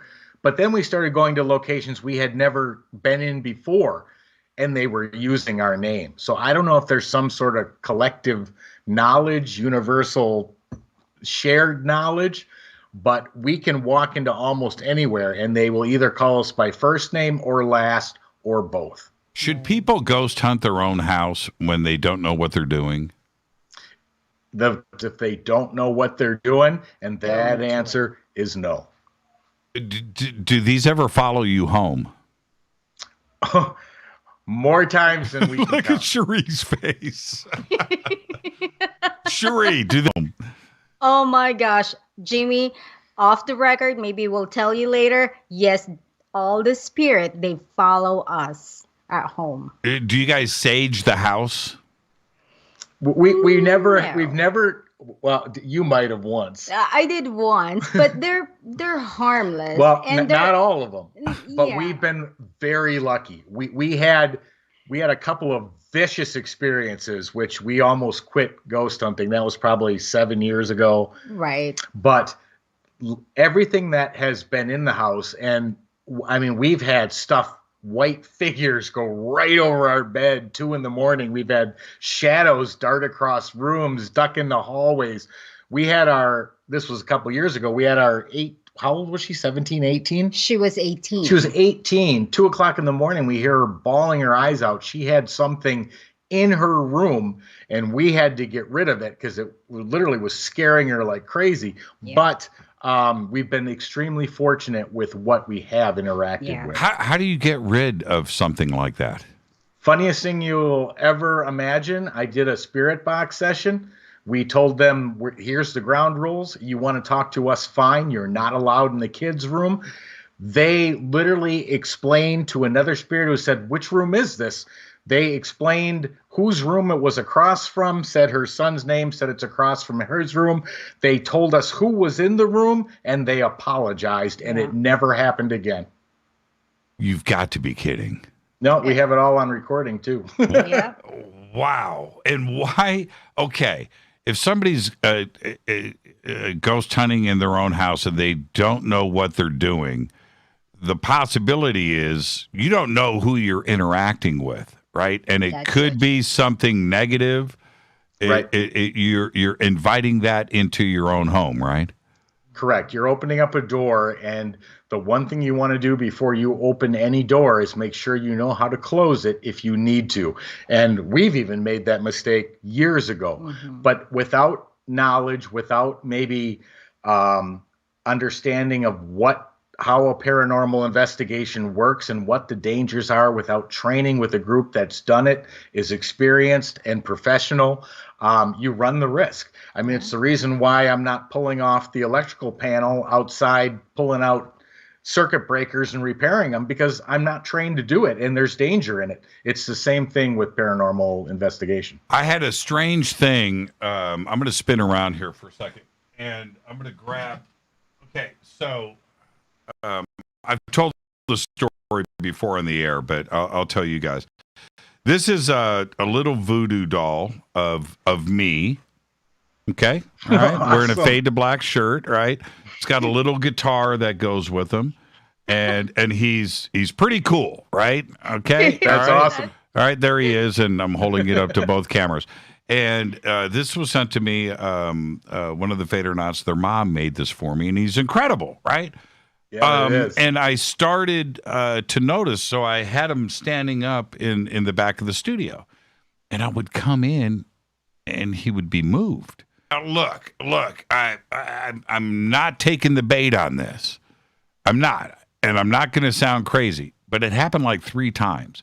I kept going up, and I'd put him back up, and I'm thinking, okay, he's falling, but he was like in a different spot, like moved. Now I keep him laid down on the desk with the frigging pair of pliers on his chest. Oh my God. Okay, hasn't moved since, but I had to spin around, and so I keep him on lockdown. Well, dolls are very well known for being able to attract spiritual energy and become possessed items. So could that doll be able to pick up something, or could you transmit some sort of energy to it? Yeah, you could. And they had to tell me when they sent it to me, here's your voodoo doll. So that just freaked me out, one step further. Okay, we've got, oh man, should we do, no, I'm out of time. Okay, I got to take a break right here. So let's go ahead and get this in. Fade to Black. Tony and Cherie Rathman are here with us tonight. EVPI out of Phoenix, ghost hunting. I've got a bunch more EVPs we're going to do, and I've also got some images that we're going to post up too as well. This is Fade to Black. I'm your host, Jimmy Church. Stay with us. We'll be right back.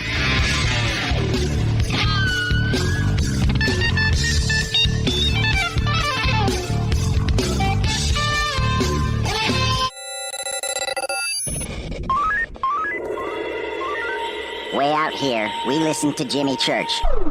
You're listening to Fade to Black.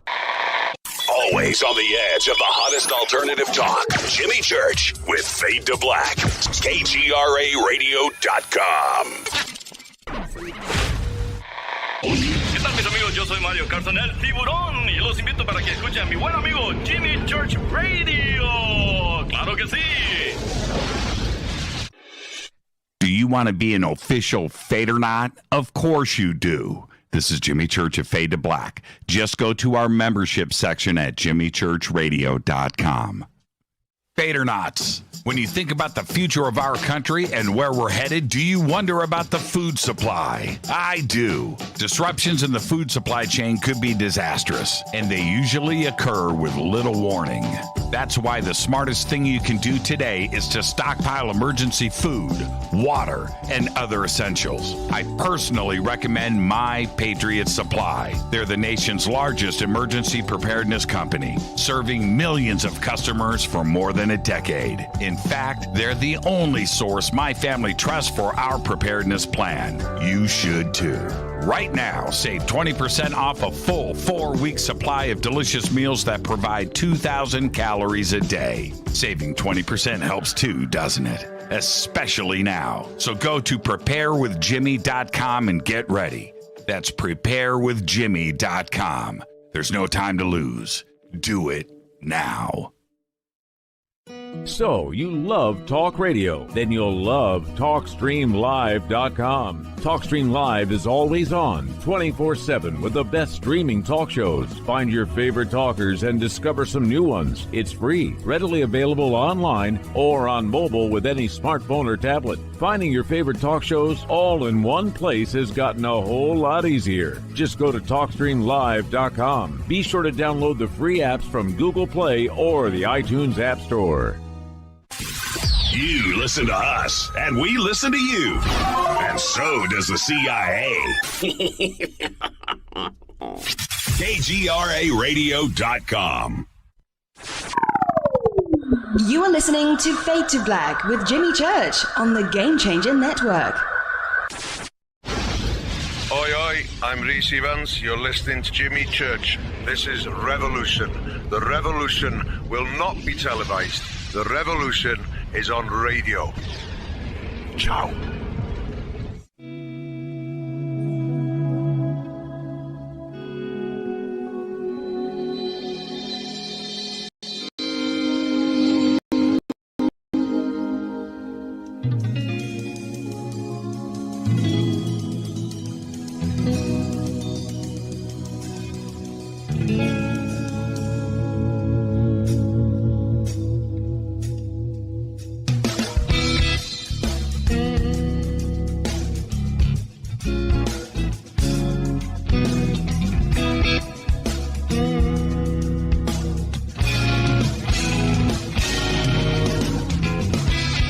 Welcome back, Fade to Black. I'm your host, Jimmy Church. Somebody just posted, our guest tonight, Tony and Cherie Rathman, EVPI out of Phoenix. Somebody just posted, put the voodoo doll, get cameras on it, take the pliers off, see what happens. I don't want to know.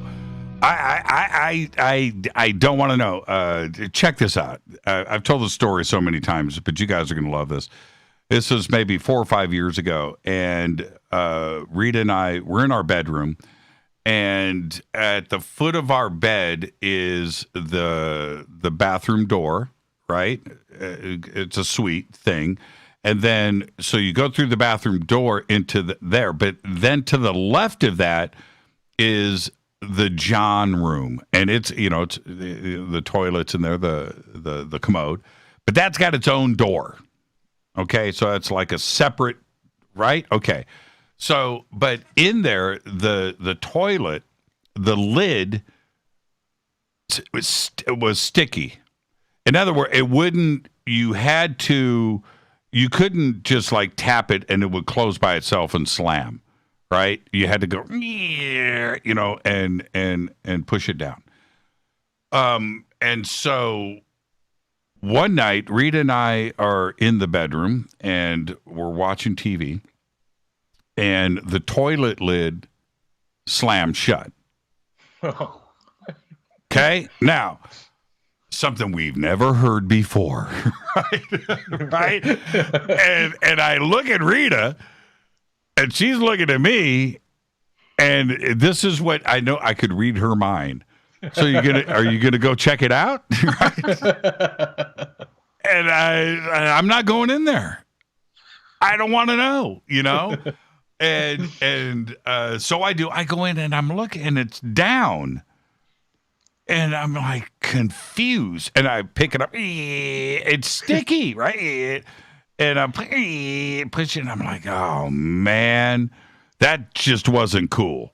That wasn't cool. Now, it never happened again. But it did that night. And it was, like I said, I don't want to know. I don't want to know what's going on in my house. I don't want to. I'm not going to film. I'm not going to videotape this doll moving. Let's leave the pliers on his chest. Good enough for me. Okay, this next EVP is called "We're Sorry." Now, I saw this today. I was like, I don't even want to listen to this. Right? I don't want to hear this one. Where was this recorded? You go ahead. That was you. Is this the one with Francisco? Francisco, yep. Oh, okay. I believe this is also one of the residential investigation we did. Yep. And Francisco, the owner of the house,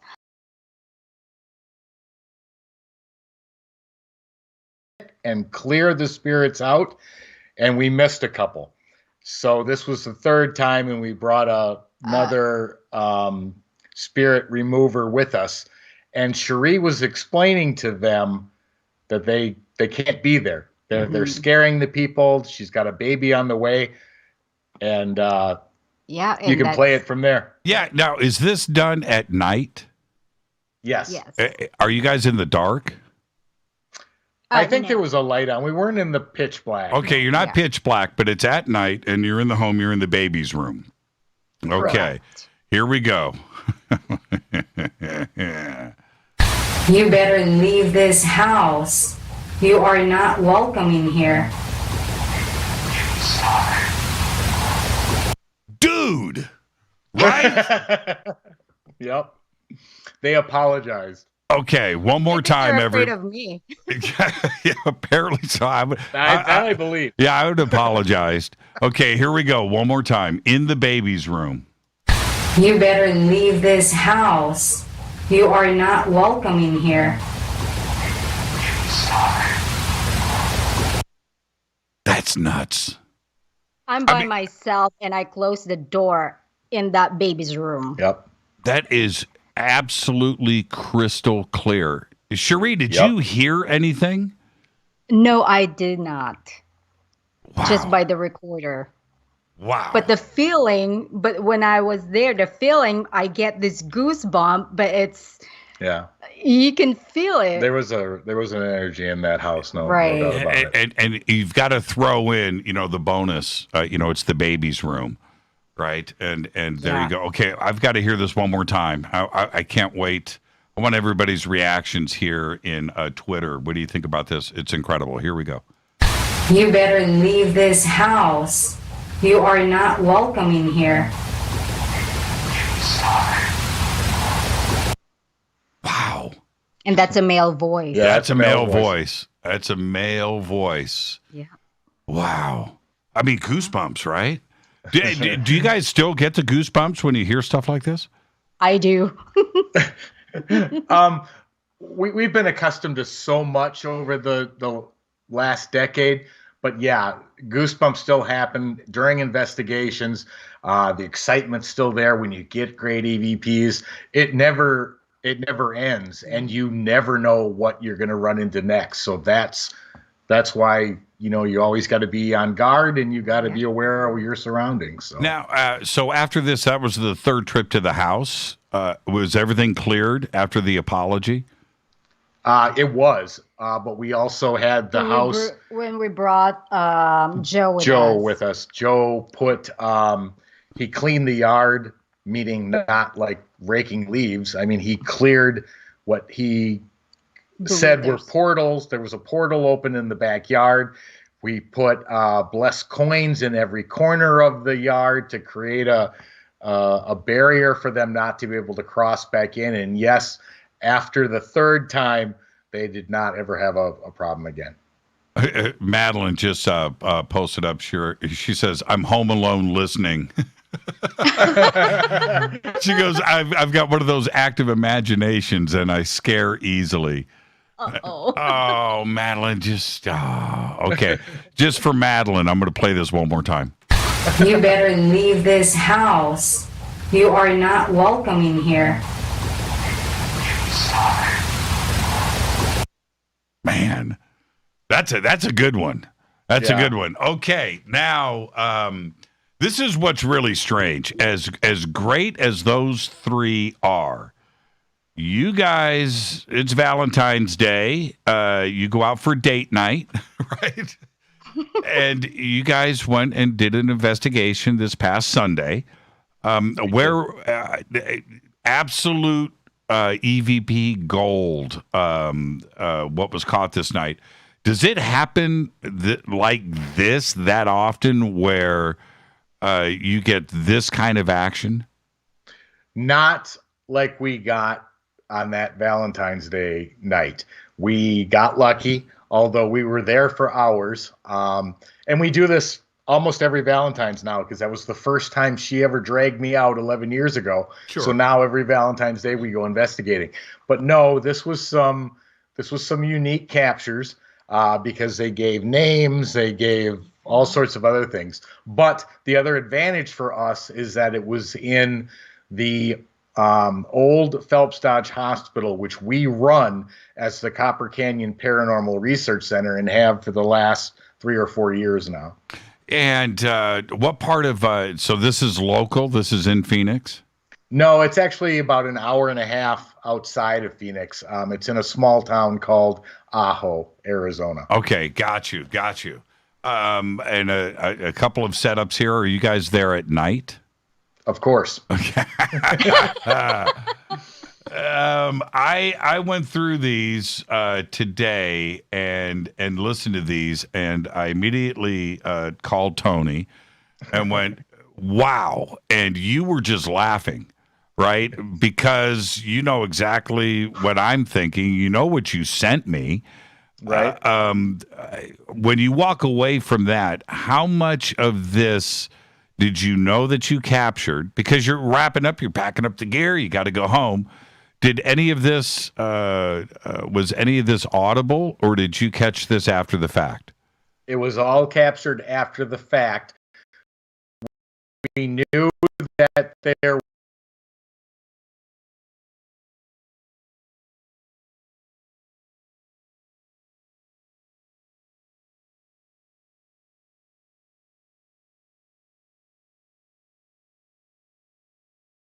part of the hotel that's not even used anymore.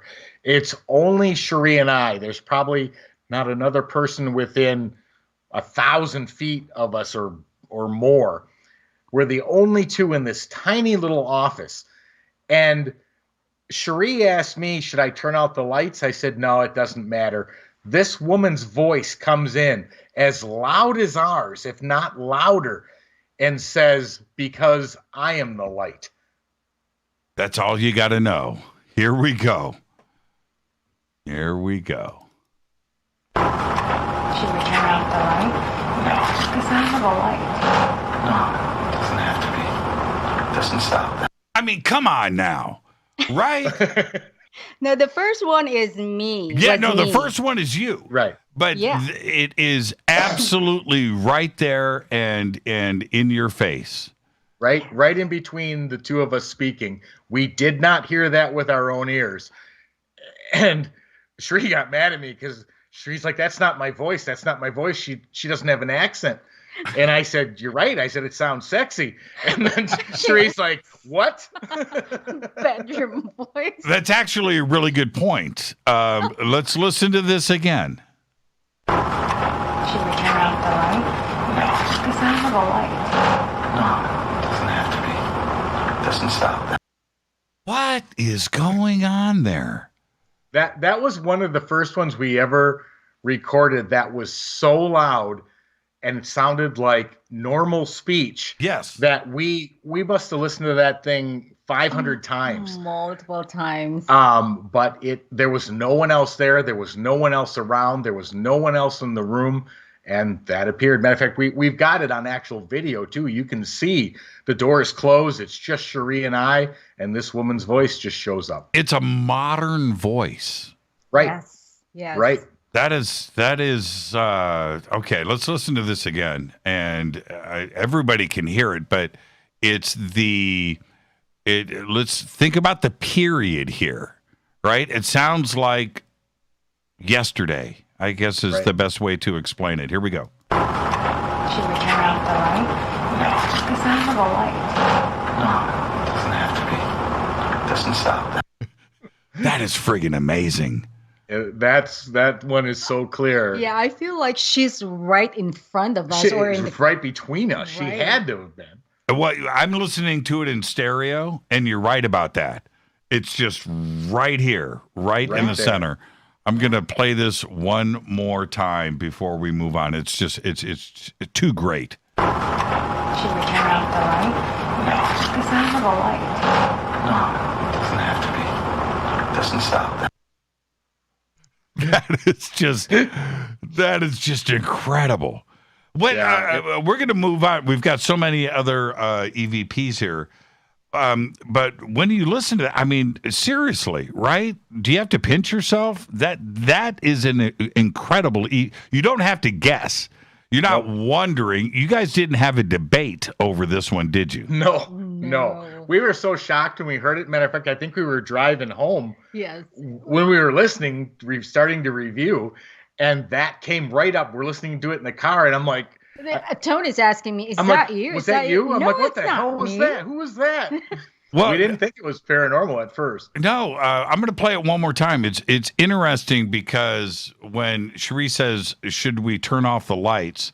the answer is right on top of Cherie. Here we go. Should we turn off the light? No. Because I have a light. No, it doesn't have to be. It doesn't stop. That place is haunted, man. Oh, that place is unbelievably haunted. That place is haunted. Haunted. That's incredible. Okay, the next one is Don't Stand There. Oh, okay. That was in the Phelps Dodge Hospital. And I'm standing in the middle of a hallway outside of the main surgery room, and I'm running a camera. And you can go ahead and play it, and they'll hear exactly what I was told. Here we go.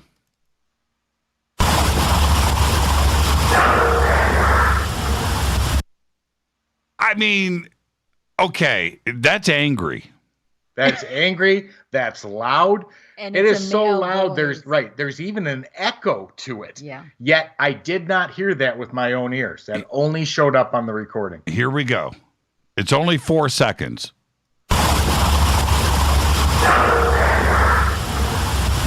That if you would have heard that at that time, do you move out of the hallway?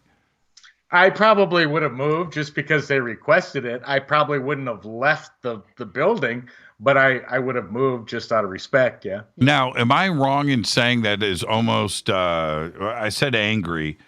I don't want to use the word demonic, but it almost sounds like a demonic male voice, something definitely trying to be assertive. Definitely assertive without a doubt. I don't think I would say demonic. I mean, we've spent so much time there. Yeah. There's nothing demonic there. There's some evil and mean ones, but not demonic. Probably not evil, demonic. Yeah. That's why I hesitate in using the word. But people are going to hear what they're going to hear, and that is a straight out, get out. Right? True. You're absolutely right. Yeah. Okay, I'm going to play my space. Yeah. Yes, I'm going to play this one more time.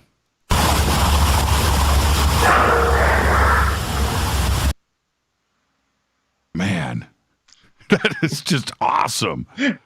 That is just awesome. Okay, I'm looking at the clock. We got enough time to get all of these in. Well, maybe not, and we'll come back after the break. This next one is interesting because, and I played this a bunch of times today, this is in an elevator. And are you by yourself, Tony? I am. I'm completely alone. Cherie was already up in the room. I was getting the bags out of the car, coming up the elevator, and this voice comes out of nowhere. And I'll let you play it first before I explain the rest of it. But there's things within the voice that give me very good indication of things about who said it. So so you got the bags. You're getting on the elevator, but you're recording. Are you recording Correct. all the time? Well, Cherie's the best at that because she records constantly. She will videotape. She will have recorders running all the time. And a lot of times I'll tell her, wait, we're not ready yet. She's like, I don't care. I'm recording. And she catches awesome stuff that we may not have caught during the investigation because she had them running. Yeah, even though when we're not investigating, I'm still recording, even when we're driving in the car. Yeah, we've gotten EVPs in the car. Well, and because of the setup that we're doing here, now it's an elevator, so you can hear the elevator door open and close. You can hear you step in, and you're picturing, I assumed you were by yourself. I didn't ask you. By the way, everybody, Tony and I have not gone through this and discussed any of this. I refuse to do that before the show. But I'm visualizing you stepping into this elevator. I'm almost picturing like the Stanley Hotel, right? Like the shining. Well, this is an old elevator that's got a crank gate that would go shut. You can see through the gate as the floors go by. You can hear all of that in this recording. Okay, so here we go. This is the elevator.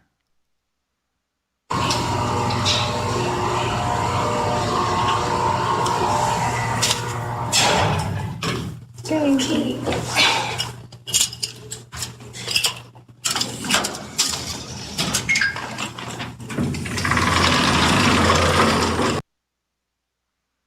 Man. Calls me by name. Okay, she says Tony, right? Now, what are we hearing here? That sounds like, okay, for me, I don't want to load this up in advance. That sounds like a little girl. Yep. It's definitely a Around a child. 8. I would say 7, 8, 9, 10, maybe at the most. But yes. And she called me by name. She said, Tony. And then the strangest thing I've ever heard, she's like, keep it bad. I have no idea even what that was supposed to mean, but it is so clear that you couldn't miss it. Now, is there a history at this hotel with a young girl that is lost? There's a huge history because the hotel used to be a mining hospital. It's the Grand Hotel in Jerome, Arizona. So it used to be a hospital for all the miners that mine there, just like the one we operate. It was also an insane asylum for a small period of time, and then they turned it into a hotel. So there were, hundreds and hundreds of deaths. There were people that committed suicide. There were all sorts of tragedies that occurred. So yeah, it has a huge history. I'm going to play this one more time. It's a couple more times. Here we go.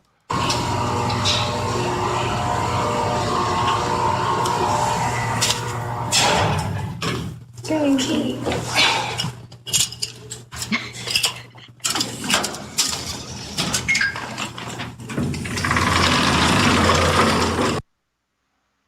That freaks me out. That one's crazy, no doubt about it. Okay, one more time. I got to hear this one more time.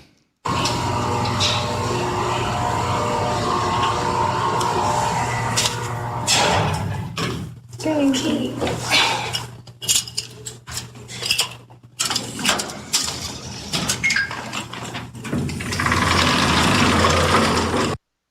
The sound effects in there just for that's like Silent Hill. That's like a video game. That is absolutely crazy. Yeah, it's kind of creepy too because there's a weird tonality to the voice, and the voice is so clear and so loud, but yet you can't get any direction from where it came from the recording. Just like when we were on the Queen Mary, we were both trying to figure out what direction that came from. When you hear direct voice response, now that one wasn't. It was an EVP, so only the machine could have identified. But normally when you hear direct voice response, you can't tell what direction it's coming from. Now, the sentence, if we put the sentence together, Tony, keep it bad. Did you guys have bad experiences? Was there anything, negative on this trip? No, I don't think it almost sounded like that's our wedding anniversary. Oh my God, it was. You're right. It was. Well, see, this is the thing. You project positive vibes, right? spirits picking up on that. They're like, no fun on this trip. Keep it bad. Well, I'm thinking it's slang, like, when you say, oh, that's bad, it means it's good. And so... Oh, you keep thinking that. Yeah, okay, you just keep thinking that. I'm going to play this one more time for everybody as we go into the break. Here we go.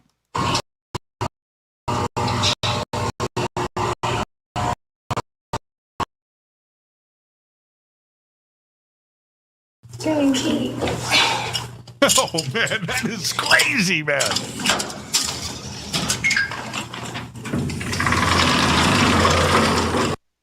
That is just awesome.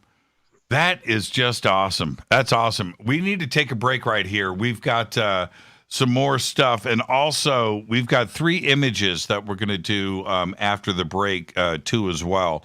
How often do you guys capture stuff? It's you guys are known for your focus on that. How often do you catch? We've got 3 incredible images that we're going to share with everybody. How often do you catch this stuff? It's much more rare. I mean, you figure if we said we've been doing this 11 years, I think I sent you 3. They're much more rare, especially in a photograph. We've captured stuff on FLIR images, but photographs are much more difficult. I am of the opinion, now there's stuff with FLIR, I get that, and infrared, I understand that, but it's something else when it is just a straight shot. Yep. Agreed. Right? Yep. I mean, FLIR, again, I'm not discounting any of that, and the infrared stuff, but I always consider it's not physical. But when you get the straight shot, now it is capturing something that is real. Right. And I'm not saying that FLIR is not real, and I'm saying infrared is not real, but it's something else when it is physical. And that's the camera's capturing visible light that your eye would see. And so it's capturing an image that unless it's a full spectrum camera, your eye would be able to see as long as it's visible light. And so, the camera caught something that if you were looking in that direction, you would have seen too. Absolutely incredible stuff. Let's take our break right here. This is Fade to Black. Our guests tonight, Tony and Cherie Rathman, EVPI, Entity Voices Paranormal Investigations out of Phoenix. The link is over at jimmychurchradio.com. I'll be right back.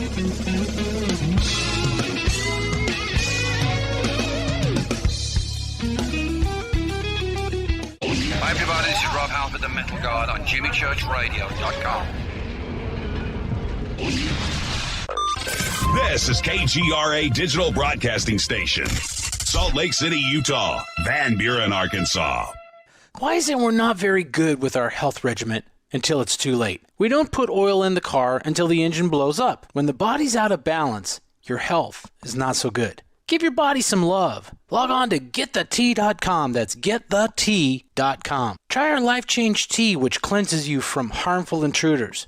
A clean colon is one of the ways to bring the body in balance. We also carry organic supplements to help you get where you need to go. So do your body a favor. Log on to GetTheT.com. That's GetTheT.com. You can even visit our sales page to save some dough. Does anybody call money dough anymore? Anyway, if you're looking for short, helpful health tips, go to YouTube and punch in Health Matters Now. That's Health Matters Now. So, log on to GetTheT.com, shop, get balanced, then learn some cool tips at Health Matters Now. You'll be glad you did. That's GetTheT.com. Your contact for current news and trending topics. KGRARadio.com. This is Jimmy Church of Fade to Black, and I only drink Fade to Black blend coffee from River Moon. Just click on the River Moon Coffee banner at jimmychurchradio.com. Promo code F2B Blend. This is the only way forward. This is Fade to Black. Make contact. KGRARadio.com.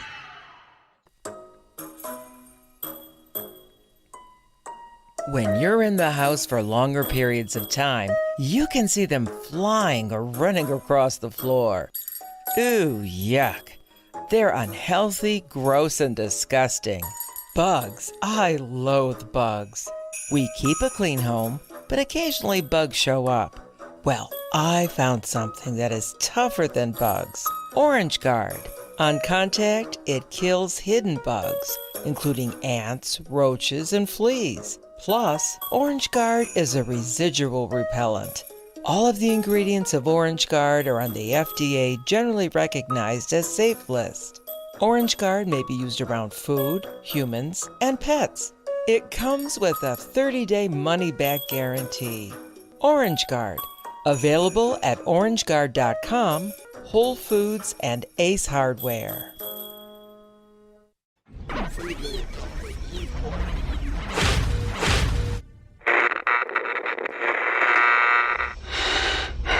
You want to know a secret? I love ponies. I really love ponies. I'm serious. I couldn't stay sane without ponies to brush. Why fade to black? Because you never got that pony, damn it. This is Fade to Black with Jimmy Church on the Game Changer Radio Network and KGRA, the Global Radio Alliance.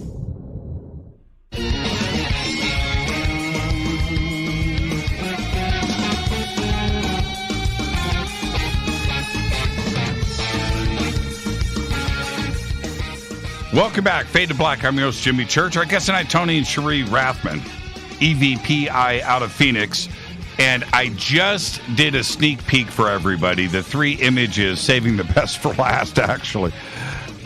These 3 images are posted up in Twitter. You can follow me on Twitter at JChurchRadio. You will see it right there in my feed. And for all of you Fadernauts, it's up in the sandbox at a hashtag F2B. Those 3 images are there, and they're incredible, but we're going to get to that in just a second. You guys have your own radio show. You guys are trying to steal my thunder. That's fine. But you guys have your own radio show, and tell us about that. Well, yes, we do, and we're actually on KGRA as well. We wanted to be able to highlight what other paranormal investigators do, because there's a ton of work that goes into going out on investigations, acquiring the equipment needed to do it, the time it takes away from other activities, the expense to travel to get there to investigate. And there's lots of people out there doing it and capturing great stuff. So this show is an opportunity for us to be able to bring on other people who do what we do and show the amazing captures that they've gotten. Now, the gear is something that needs to be focused on, and people need help with those selections. But then there's the other part. For me, I love guitars, right? So I have to sneak my guitars when I purchase them, right? Because it's just one of those things. Rita's like, you don't need another one. For you, Tony, is it okay? Do you tell Cherie, okay? I got another recorder. I got another parabolic mic. I got another shotgun mic. I got another camera. I just bought another flare. I just bought some military night vision. How does that process work at the house? Well, here's the advantage to being husband and wife paranormal investigators. And we have the same passion, too. I'll point it out and be like, oh, my God, look at this. Next thing I know, Cherie's like, I ordered it. I got it. It's on its way. Oh, how cool is that? Now, I don't really want to know the hard figure because I have seen some of your gear. I can only imagine what the house is like. What investment have you guys made over the last 10 years? Oh, I love the face. That was the face I was waiting for from Cherie. I don't even know. It's not cheap. The equipment's not cheap, and it adds up quickly. And the batteries alone, because let's face it, 99% of our stuff is portable, has to be portable. We go through batteries like there's no tomorrow. And even those aren't cheap when you're talking running, hundreds of them. So I don't know. I would say we're probably somewhere in the range of, I have no idea. You're turning red, Tony, by the way. You're turning red. Because I've seen it. I know what the amount of time and things for you to put together that amount of gear to know how to run it, right? That's the other thing. You can purchase something, but if you don't know how to use it effectively, it's just something that's going to sit there and collect dust. And then you need to share that advice with other paranormal teams that are out there. Do you guys cooperate? Is the paranormal world different from, other communities where you guys share information and you guys are open to the efforts of trying to get this done? We definitely are and always have been. There's been a lot of changes within the paranormal community in the last 10 years. There's a lot of secretism that goes on. There's a lot of not sharing locations, not sharing information. And that's a shame because we are all in this for one goal, and that's to find answers. The way that's going to happen is to share the information, share your answers, explain how you got them. Otherwise, everybody working independently or secretively isn't going to solve anything. This is a huge question for every answer we get, there's 100 more questions. It's not something you're going to accomplish on your own. Let's get back to some of these EVPs. Okay, and the next one is called Mama. Okay, share this with us. What's the story? Okay, I think this is La Posada in underground tunnels in La Posada. Yep. And so we were in the basement, actually a small tunnel, and I was trying to investigate. I told Tony, can I crawl in that small tunnel? And then so I was doing I had the recorder, and just this voice says Mama, and my kids calls me Mama, so that's the way how they call me. And I was surprised when I heard this. Well, it actually said come here, Mama. Yeah, come here, Mama. Now, were you asking questions? Were you trying to communicate when this happened? Yeah, I think I did it. You asked, but I can't remember. Yeah, you asked one question. You asked if there were any spirits in the hall, and that's what came back. Right. Okay. I can't remember what the question. Here we go. Oh, well, my bad. Hold on, everybody. Man.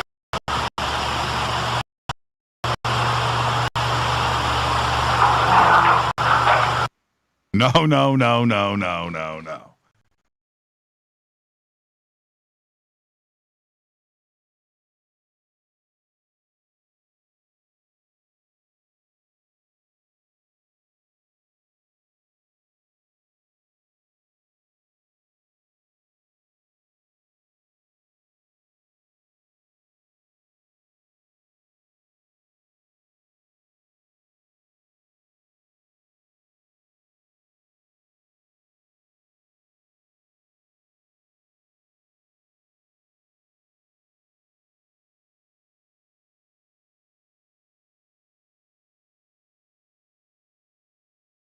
Human, I get scared also. Well, and it's not, I'm going to play it back again. It's not, hey, come here, Mama.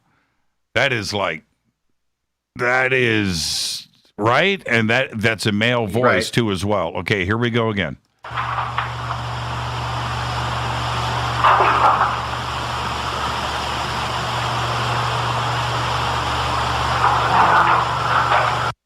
Twice. Yep. Right? That's very, very scary. This was wicked too, because there were so many things going on. That's where we almost quit. That is when Tony, I'm not so sure what happened that night. I do. You told them to use my energy. Yes, but it's scary. And this time that I said, let's stop this paranormal investigation. I don't want this anymore, because something bad happened to Tony that night, and that is my fault. We were trying to do closing prayers. Okay, what happened? Well, something got a hold of me and wouldn't let go. And normally when we're done investigating, we both recite closing prayers, protection prayers. I couldn't even get the words to come out of my mouth. Cherie would say, just repeat. And if she'd only say one or two words, I couldn't even repeat them. It was one of the freakiest things I've ever experienced. Because when I asked, I said, when we're doing investigation, I said, use Tony's energy. Yeah. And that, they did. Sure enough, that happens. It's this is pretty scary. I mean, there's an inflection to this where that's not let's have fun, ha, right? That's not what's going on here. All right, I'm going to play this one more time.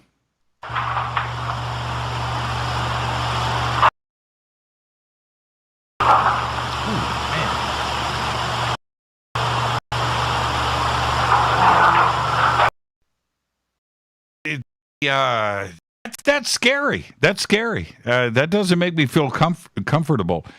The end.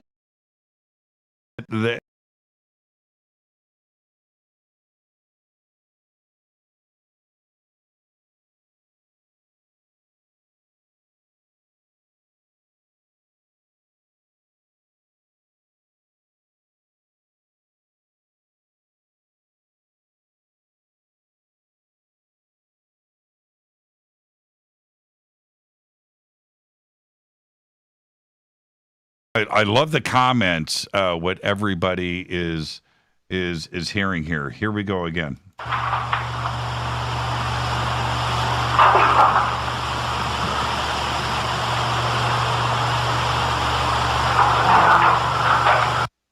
Yeah, there's something at the end there. It sounds like "Come here, Mama," but I can't make out the last word or two. Yeah, I think the last word or two, I think, is Cherie, because judging by what I just listened to, it sounds like her voice. I might have left that in there. Okay. Man, that is... I got to hear this one more time. It's too creepy. I got to set up my dreams for tonight.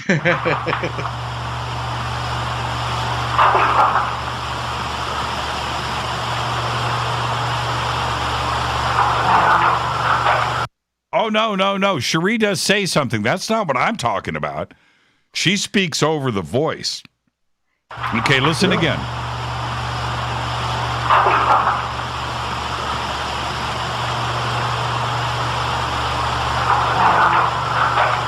Yeah. Yeah. I hear it. Yeah, I hear it. It's kind of sounded like Get Out. I'm now officially an investigator.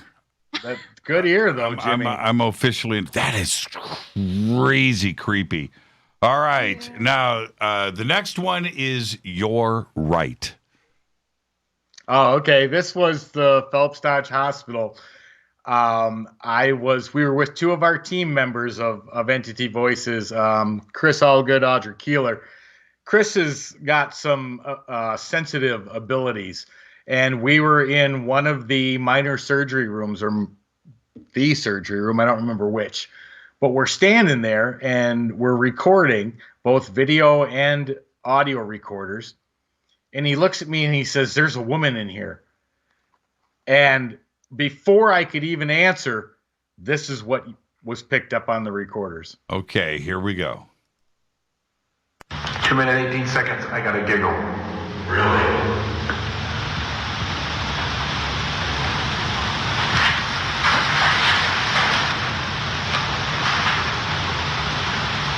There's a woman in here.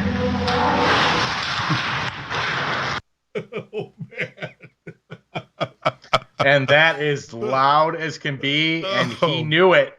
I had no idea. I mean, I've never claimed to be psychic or anything in between, but he flat out, "There's a woman in here," and then this loud as can be. You're right. Here we go. 2 minutes, 18 seconds. I got a giggle. Really?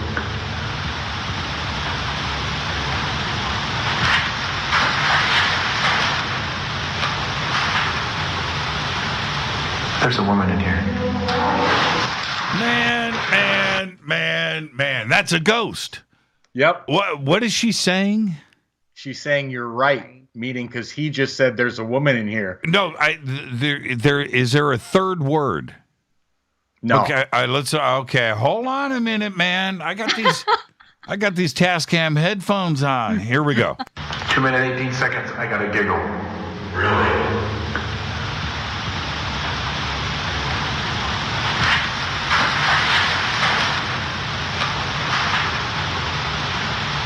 There's a woman in here. It's the echo. It's the echo. Yeah. Okay. Wow. So that voice echoed. Right. It bounced off the walls. Yep. Mm-hmm. Yep. But the funny part was we didn't hear it with our own ears. We didn't catch it until we heard the recording. So the question then is, that can only happen with sound waves. Sound waves have to be produced to bounce. Whereas if a spirit just leaves a message on the recorder directly to the recorder, because there is no throat, there's no larynx, there's nothing to produce those vibrations. So yeah, the big question there is, how is that echo occurring? Yeah, and now from my ears, I almost want to point. Okay, I'm going to ask Twitter really quick. What accent are you hearing? I'm going to play it one more time, and I want to get some opinions in here in Twitter. Here we go. 2 minutes, 18 seconds. I got a giggle. Really?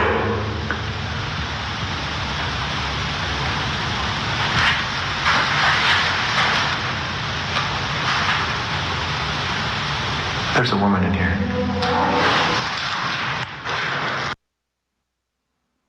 What are you hearing?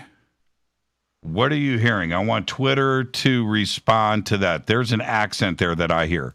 2 minutes, 18 seconds. I got a giggle. Really?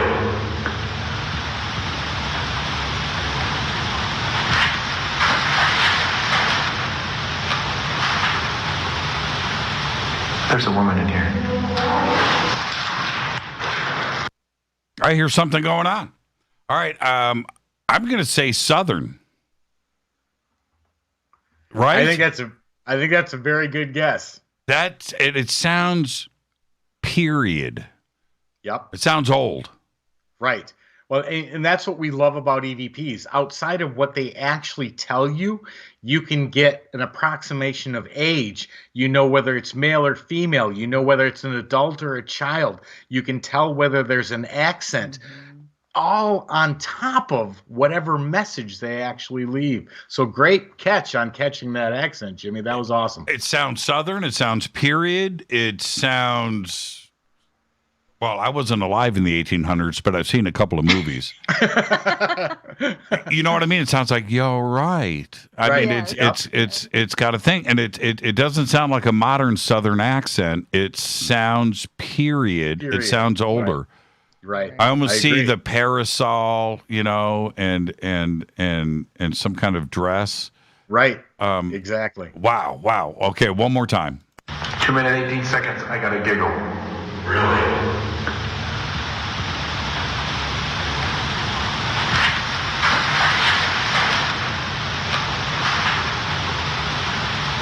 There's a woman in here. That's Class A right there. That's Class A. That is definitely Class A, yes. Wow. When you can I get you guys to hang on for overtime? Sure. Okay, because we've got these 3 images we've got to discuss, and we're almost at the break, and there's no way I am going to speed that up because the images are too great. I want to ask you this, though. When you start, I've done this with you, and I've seen the process, but a lot of this doesn't come out on television. Is there a process that you do as you start an investigation? Yeah. I mean, the first thing we do, if we've never been to the location before, we introduce ourselves. We tell them we're not here to harm them. We tell them we're not here to kick them out. We're not here to disturb them. We just want to communicate. So we start with that. Then, of course, I guess prior to that, we've done protection we do before prayers and after to make sure that prayers. we're not hurt, we're not harmed, we're not injured. And then we start the investigation. We start by going through various scenarios to identify where we believe hotspots are. Then we'll test for EVPs. If we get EVPs, we'll go to parabolic mics and all sorts of other equipment.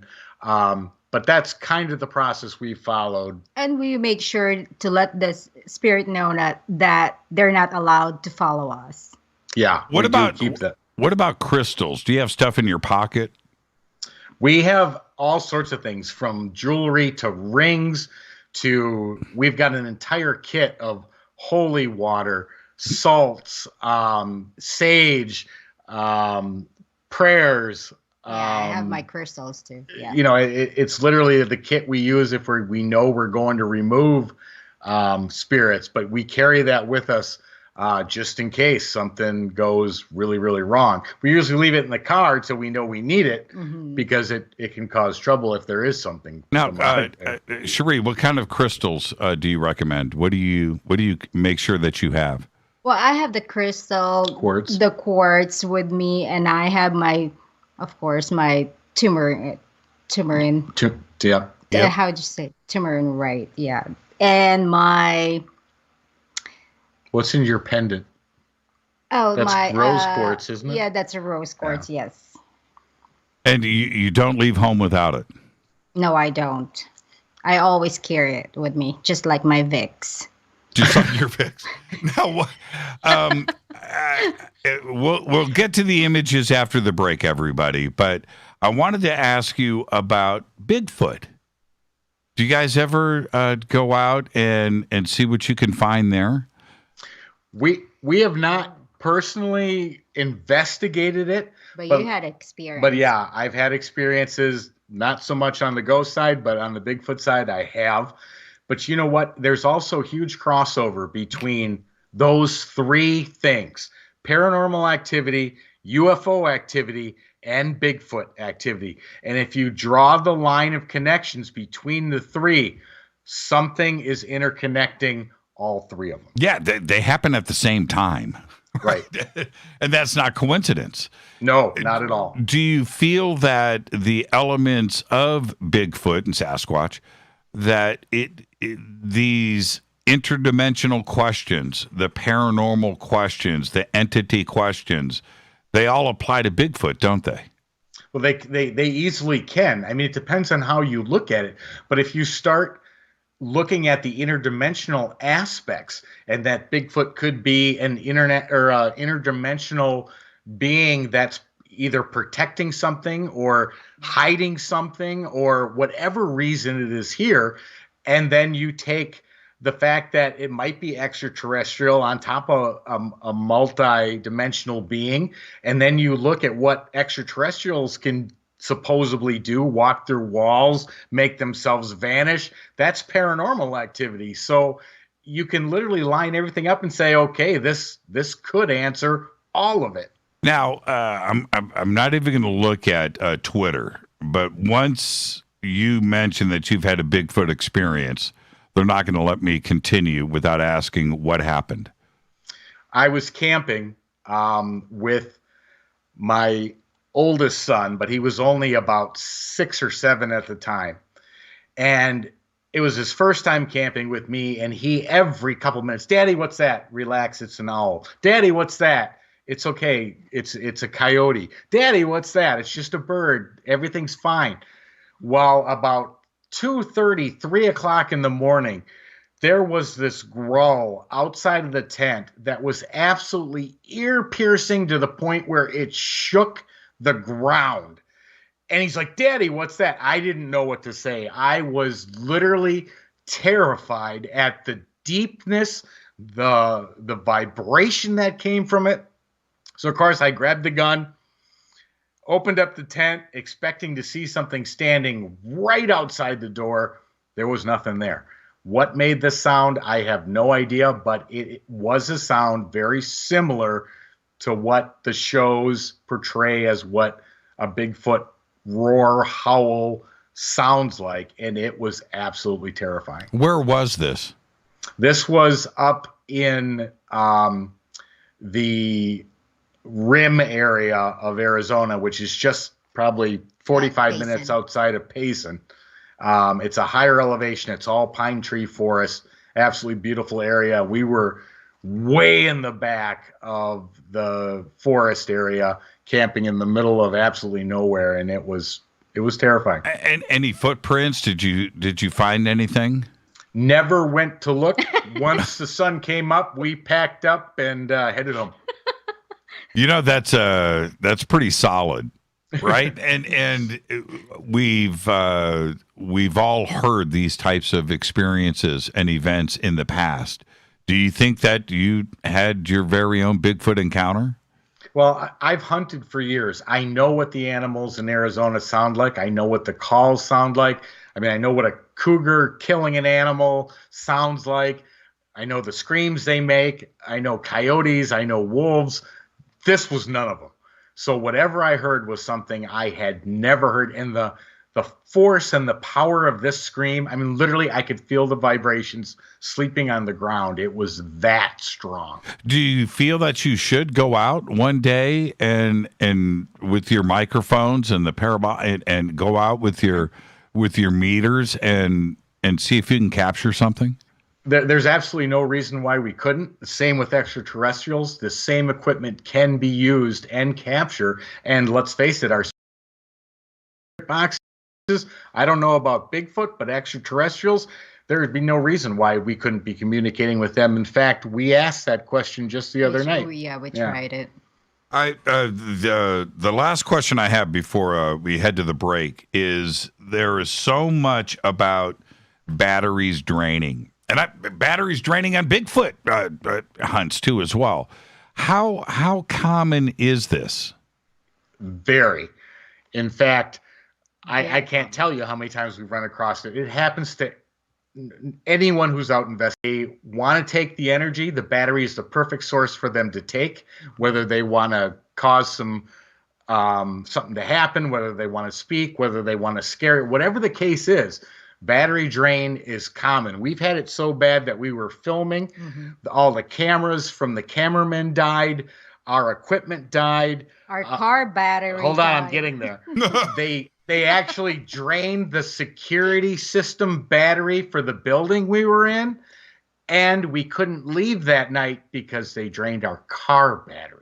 I just had, I've got 15 seconds. I just had a guest on the show about a Bigfoot investigation up in Oregon, across the border. And they had multiple marine batteries running this EM generator, okay? Went dead. Marine batteries, car battery, right? But the marine version of it, which is supposed to be what? More heavy duty, correct. And everything else drained them. So the next day they went out and bought new batteries plus I think 3 or 4 backups. But the second night the batteries didn't drain. The original batteries that drained the night before were charged and they were fine the second night. Go and explain that. It just doesn't make any sense. Makes no sense at all. No. Let's take our break right here. Tony and Cherie Rathman, EVPI, out of Phoenix. When we come back, I've already posted up the 3 images that we are going to discuss. All that and much more after this short break. Stay with us. It's Overtime with Tony and Cherie when we come back.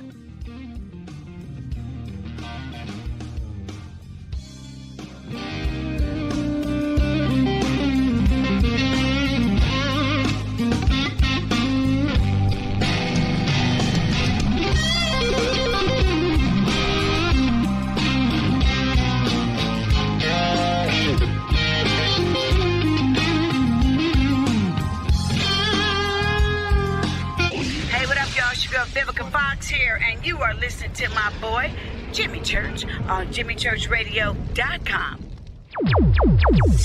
Despite popular opinion, reading a book will not make you smarter. But listening to Jimmy Church will. This is Jimmy Church of Fade to Black, and I take Life Change Tea supplements every single day. It's what I do. Click on their banner at jimmychurchradio.com.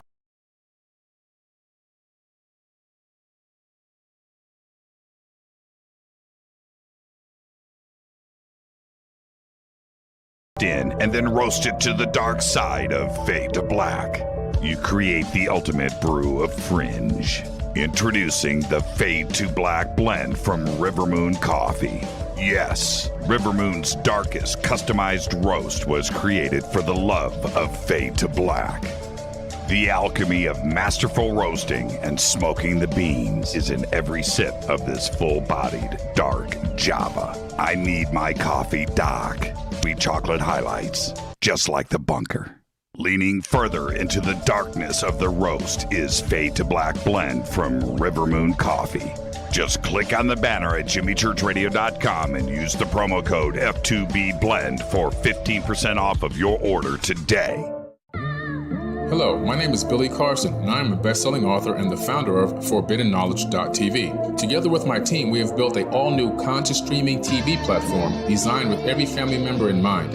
If you have ever wanted to travel the world and attend lectures and workshops from your favorite speakers but weren't able to, look no further. ForbiddenKnowledge.tv. There are dozens of workshops and lectures from speakers you know and love. We have also included amazing categories to assure that your consciousness is entertained and elevating on a daily basis. Amazing interviews, ancient history, ascension knowledge, wisdom teachings, documentaries, conspiracies, mysteries, health and fitness, conscious cooking, meditations, finance, yoga, and so much more. To start your free trial on any mobile device or computer, surf to ForbiddenKnowledge.tv. That's Forbidden Knowledge with the number 4, ForbiddenKnowledge.tv. Again, visit ForbiddenKnowledge.tv today.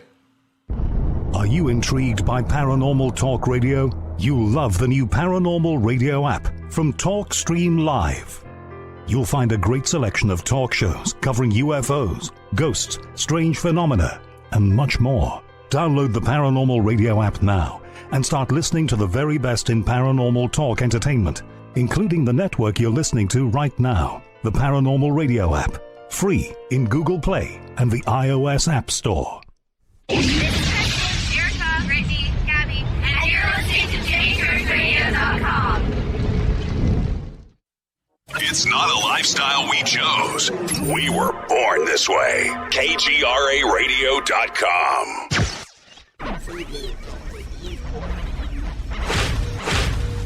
This is KJCR at JimmyChurchRadio.com.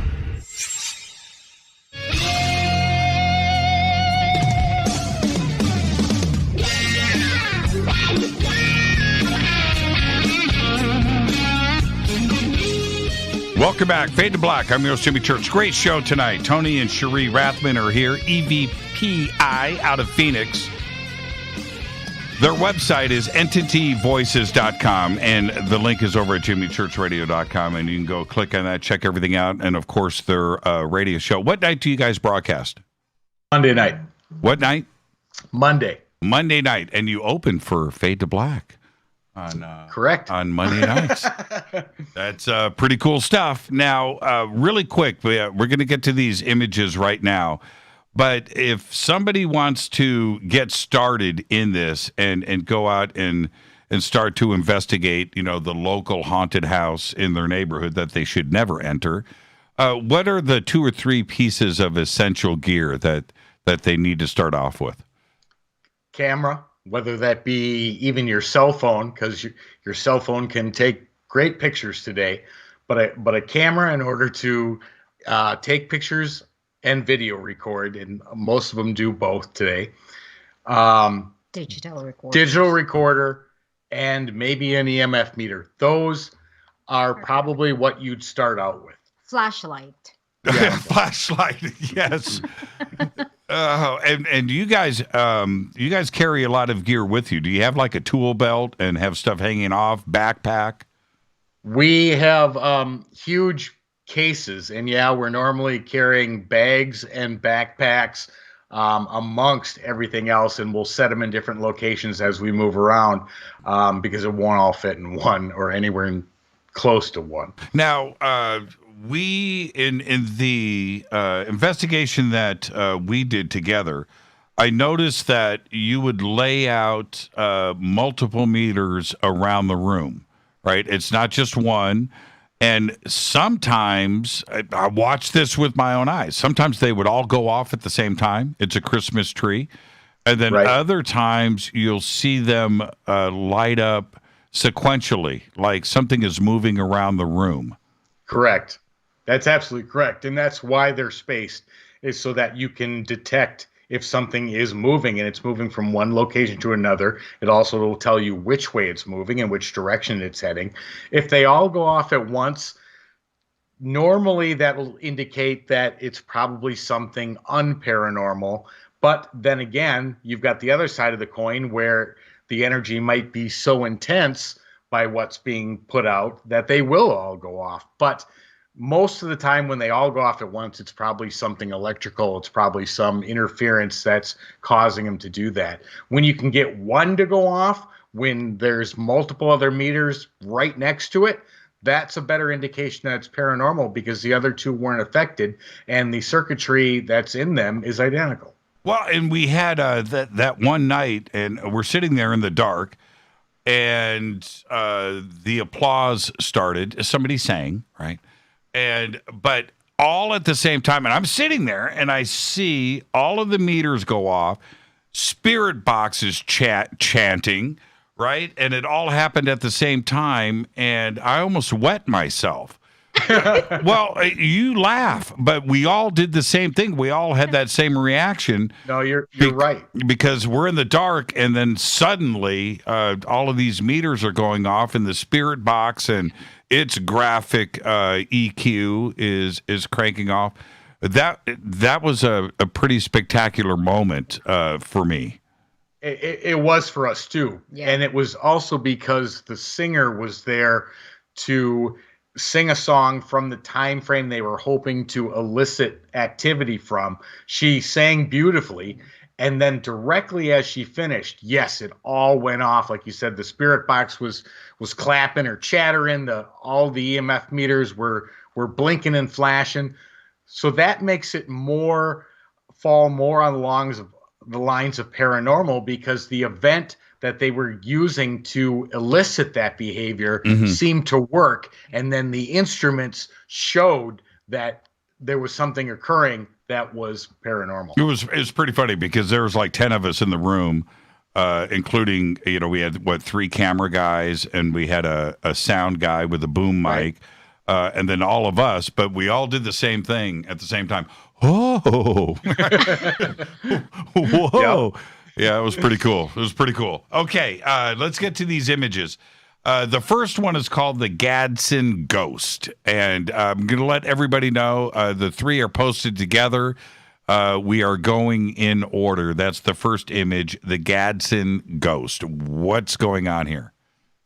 Well, we spent 4 days, 3 nighs at the Gadsden Hotel here in southern Arizona. And they are known for having been haunted. It's an old hotel with an absolutely beautiful carved lobby with these gold pillars that go to this unbelievable ceiling. I mean, it's absolutely spectacular. But we stayed, and they had redone floors 1 and 2. Mm-hmm. But we stayed on the 3rd floor because the most haunted room was there. Of course, we didn't have air conditioning. But anyway, the energy in that area was so intense that Cherie and I found ourselves arguing. Mm-hmm. And so finally I said to her after the first day or two, I'm like, this has got to stop. Let's just walk out of here. Let's get some fresh air. So we did. So we're just walking on the other side of the street from the hotel, and Cherie was snapping pictures. And the picture that is there, she snapped it was a much farther shot from the hotel, but on the balcony, something was glowing, and I couldn't tell what it is. So we zoomed in, and that figure is standing on a balcony, which on a Sunday night is barred shut. You can't even get to it. You can't even get to the floor, to the steps that go to it. No one is allowed up there. yet that figure was captured in the photo. It looks female. Definitely female. Right? And black hair, some sort of black spaghetti strap dress it looks like it's wearing. Yes. You can see the eyes. You can see the facial She has structure. long hair, curly long hair. Yep, that's pretty incredible. But the icing on the cake is almost fluorescent. Right, right. That was the glow that I caught in the original photo. And I said to Cherie, what is that? And so we blew it up, and that's what it was. Yeah, that's a ghost picture. Now, again, this isn't FLIR. This isn't night vision. Nope. This is outside facing back to the hotel on the second floor. Correct. That's absolutely correct. That's an incredible picture. It's not creepy because it's a glowing green ghost, but also it's just a woman standing there looking down onto the street. That's what it looks like to me. Right. Well, she's looking right at the camera. That was the scariest part. Like she was watching us. Yeah. You know what? You squint your eyes a little bit. You got the chin, you got the nose, you've got the eyes, you've got the forehead. Yeah. Maybe looking directly back at you. Yeah, that's pretty cool. That's a great pick. That's a great pick. The next one is this one's called Leon. Why Leon? Well, because there was a woman in 1928, Leon Jensen, who actually committed suicide from the roof. And she was a blonde-haired girl. Like I said, 1928. She was in her 20s, I think. Or where was this taken? The roof of what? It was the Hotel San Carlos in downtown Phoenix. Okay. So she crawled up to the roof and jumped, committed suicide. Now, I've seen that. That's right. I've seen photographs of this hotel. I've heard this story before. Okay, got you. Yeah, that place is haunted. Unbelievable. Unbelievable. It looks haunted, first off. Okay. It looks haunted. How many stories tall? It's 7. Yeah, 7. Yeah, Right. And she went up to the top and jumped off. Correct. Right? Okay. Now tell us about this picture. Well, Cherie caught this on our second time investigating. This was the hotel I took Cherie to for our very first investigation. We've investigated that place over 50 times. Because every time we went back, we got more and more stuff, and it just kept increasing. This was like the second or third time we were in there. Cherie caught this on her video camera, and then she also had a picture. But on the video camera, you can see her standing in the dark hallway that she's standing, and then you see her walk off on the video. This is just a photo, but it was a photo that we had of that area, and she's standing there. Now, if you look real closely, the what she's wearing, the dress looks about 1920s. She matches Leonie's description, blonde-haired, young. So there's just too many coincidences there to not possibly think that might be her. Now, where in the hotel is this? This is in what is known as this Ghost Lounge. Because it's the old bar of the hotel. It's been abandoned. It's been abandoned for probably the last, 10, 12 years. But we were in there, and that's where it was captured. So she's in the bar. Yeah, I'm looking at some bar pictures here, and I see the arch. Yep, that's right where she is. She's underneath the arch. And I see the bar here. So that's where this is. And so the picture was, you were down at the end of the bar, or where the bar would be? Yeah, if you go all the way across the bar, there's like a sitting room, like a lounge. I see that. We were in the lounge, and Cherie took the picture and the video. Actually, you caught her in the mirror first. Yeah. And then you spun around. Right. It's I'm looking at so many. That arch is a pretty significant part of the architecture of the bar. It is, yes. And wow, that's pretty incredible. Now that I've seen, right, yeah, you go look at the bar, look at the arch, and then come back to this picture. Was again glowing. Yep. Right? And this is just a straight image. This isn't night vision or any other setting on the camera. This is just a straight photograph. Correct. That's actually just a cell phone. I'm only using my cell phone. Yeah, I was taken on your cell phone. Yeah. And Cherie, did you see? Did you see her standing there? No, I do not. Because not with your own eyes. Not with my own eyes. I was looking on the my video, and I saw it on my video, and I'm like, "What the heck is that?" And it moves. She showed in the mirror though, which was the weirdest part. Which I see here too as well. Yeah, that's wild, man. Yeah, that's wild. Especially everybody, just go and look at the images of the bar area and the lounge at the San Carlos in Phoenix, and you'll see exactly where this picture was taken. Yeah. Wow, that's pretty cool. That's a great image. Okay, best for last. All right, now this next image. Now I had to look at this a few times. This one is called Lied, and this is when people hear about pictures of ghosts, this is what you want to see, right? Right? This is what you want to see. Okay, so where was this taken? Obviously, it's from outside shooting the house. Set us up for this. Okay, well, the house that this is the Bel Air house in Bel Air, Ohio. And if you're not familiar with the Bel Air house or Kristen Lee or any of the unbelievable paranormal experiences that had occurred to her there, it's got a fascinating history. Well, Cherie and I actually won a weekend there through a trivia contest Kristen did. And so we spent 3 days, 2 nights there. And this was a photograph that I had taken from the front yard towards the house, and then we noticed this thing in the window, and that's the photo. And it looks like a woman in probably early 1900s, late 1800s dress.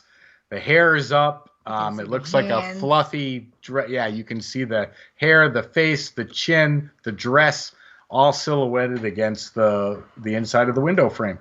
Now, I'm looking at the front of the Bel Air house here. This is on the far left? It is on the far left, correct. No, it's the middle. It's the window just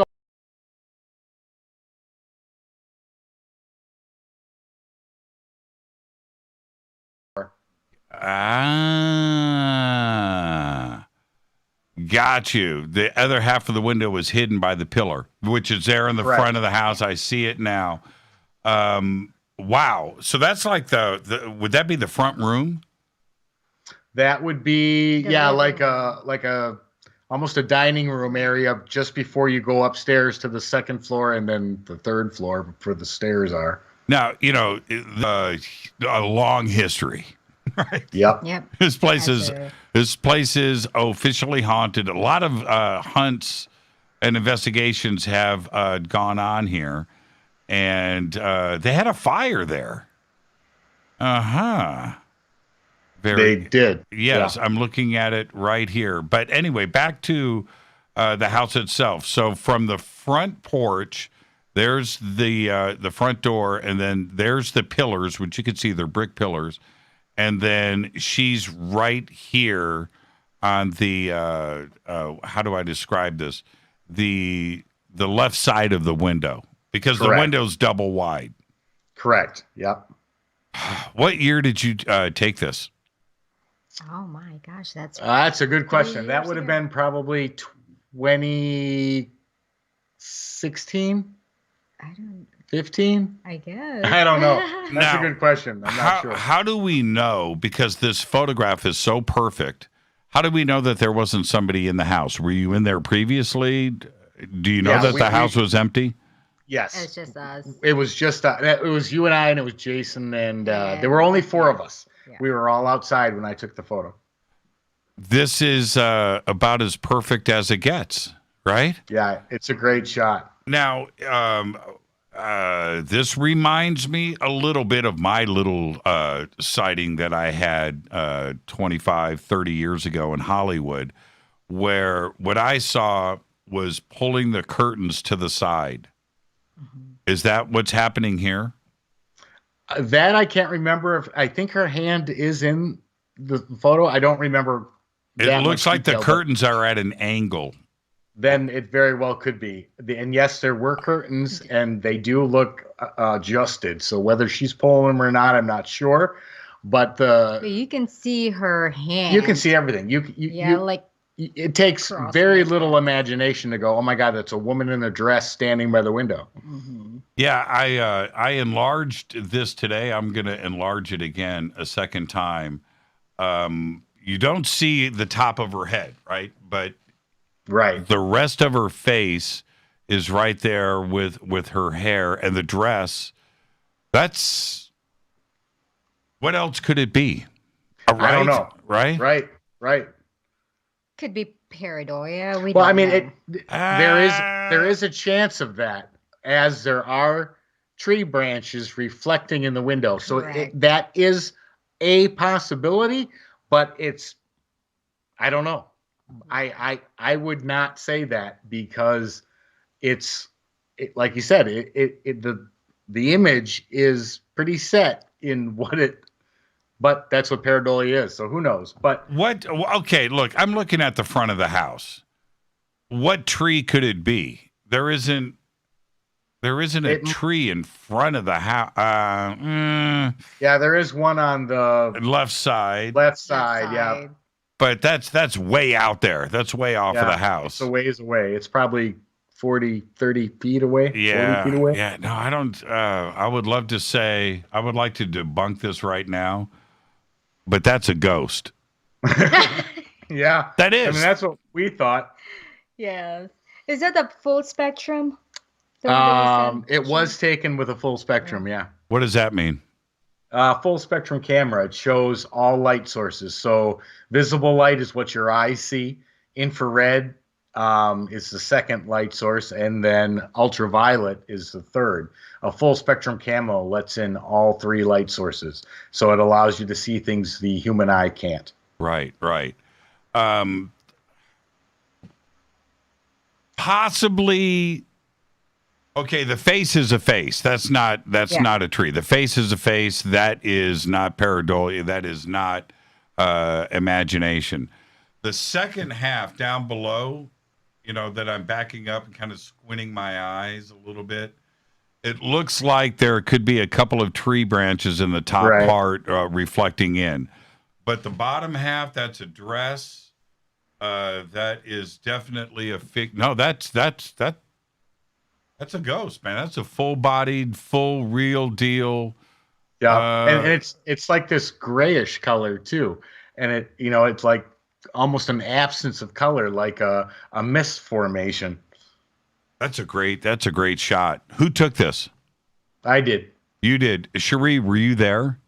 I was there with Tony. We're outside. What did you? When you were just taking a picture of the house. She was videotaping. Yeah, I was just taking pictures of the house. We always take pictures of the windows just for that reason, because we have caught stuff before. Right. Matter of fact, on the Queen Mary, Cherie caught something in one of the windows, which was really cool. Yeah. But we do that almost every location. But you were videotaping the house, yes, I was. And I was taking pictures. This is that's incredible. That's incredible. It's what a great night on the show. I wanted to say one thing, going back to our Queen Mary experience. For those that haven't been on that boat, or those that have been on the boat, we were in the middle of the pandemic. We got full COVID testing just to get on the boat. Yep. There was nobody there but us. We had the entire ship to ourselves. The parking lot out front that holds like 5,000 cars, no joke, is empty. Right? And so the experience of being there, and I've been down there many times to the Queen Mary, was the silence. There was no outside, standing next to this majestic ocean liner, you could hear a pin drop, right? We were alone. Walking onto the ship, once you went through like that airlock, right? And we were there, the silence, because everything's carpeted, everything's wood, you know what I mean? Everything is sound deadened. It is completely quiet. You could not, it was an eerie part of our investigation, knowing how alone we were. And then to hear things start to happen there. When, you're walking around, you don't hear anything. It's quiet, man. It's disturbingly quiet. And then we started to hear things. That was... and I need people to understand that they've been to the Queen Mary where you've got people. You've got crowds outside. You've got people on board. There's things. There's action. There's talking. There's this. When we were there, it was dead nut silent, completely eerily quiet until things started to show themselves. Yeah, and that's a perfect description is because that it was so silent. It was a little unnerving. It was. We had been on the boat Especially many times before. Walking the hallway. Walking the hallways, man. Walking the hallways. Cherie, thank you for saying that. Walking those hallways in the silence, because you're looking ahead like 1,000 feet of hallway, and you're walking, and you can hear your heartbeat. You can hear your breath. Yep. Right? It was that quiet. Plus, every door was open, which never happens if you're on it when it's open because people are in the rooms, the doors are shut. You had no idea what you were going to see in any room that you kept. Man, I filmed all of that stuff, man. I got it all in my. I was going into rooms. People had to come back and grab me. Come on, church. Come on. But I wanted. It was amazing for us to have that very singular experience. It'll never happen again. It would take another pandemic to have Long Beach shut down. It was incredible. Yeah. You guys, it was a once in a lifetime experience, no doubt about it. I'm so glad that I was invited to come down and hang out with you guys. What a great show tonight. Thank you so much. Your show airs on Monday. How often do you guys go out and do investigations and get that up on the site? And can somebody contact you if they want to go out and do an investigation? Sure they can. We do our show every Monday night. We go investigating every chance we get. Somebody wants to contact us, Facebook, Entity Voices Paranormal Investigations. They can contact me at contact@entityvoices.com. If you have questions, we'll be happy to answer them. If you're looking for advice about what equipment to buy, what's good, what's not, we'll be happy to give our opinion. We've got multiple sites that we can be contacted through, including the Haunted Hospital. So real easy to get a hold of us at any of those connections. Thank you so much, Tony. Thank you, Cherie. What a great show tonight. I look forward to the next time you get. I just saw in Twitter, we need overtime for the overtime. We need Fade to Black after show. Thank you guys so much. What a great show tonight. Thank you, Jimmy. This was great. Us again. And be safe out there, okay? Oh, you too. Tony, Bye. and good night. What a great show tonight. Tony and Cherie Rathman, entityvoices.com, Facebook, Twitter, it's all there. What a great show tonight. We just went bumper to bumper. I have got to get out of here before the network cuts me off. Fade to Black's executive producer is Rita Camurian. Show is produced by Hilton J. Palm, Renee, Dennis, and Kevin. Announcers are Steve Harder, Gene Vitoa, Mark D. Kovar. Webmasters, Drew the Geek. Music, Doug Aldrich. Intro, Spaceboy. SpaceboyMusic.com. Fade to Black is produced by KJCR for the Game Changer Network. Syndication is KGRA, The Planet. This broadcast owned and copyrighted 2021 by Fade to Black and the Game Changer Network, Inc. It cannot be rebroadcast, downloaded, copied, or used anywhere in the known universe without written permission from Fade to Black and the Game Changer Network. I'm your host, Jimmy Church. Tomorrow, you've got to watch the rover landing on Mars. After that, tomorrow night, Fade to Black, Fader Night, open lines all night long. I'm your host, Jimmy Church. I'll see everybody tomorrow. Be safe. It's time to Fade to Black.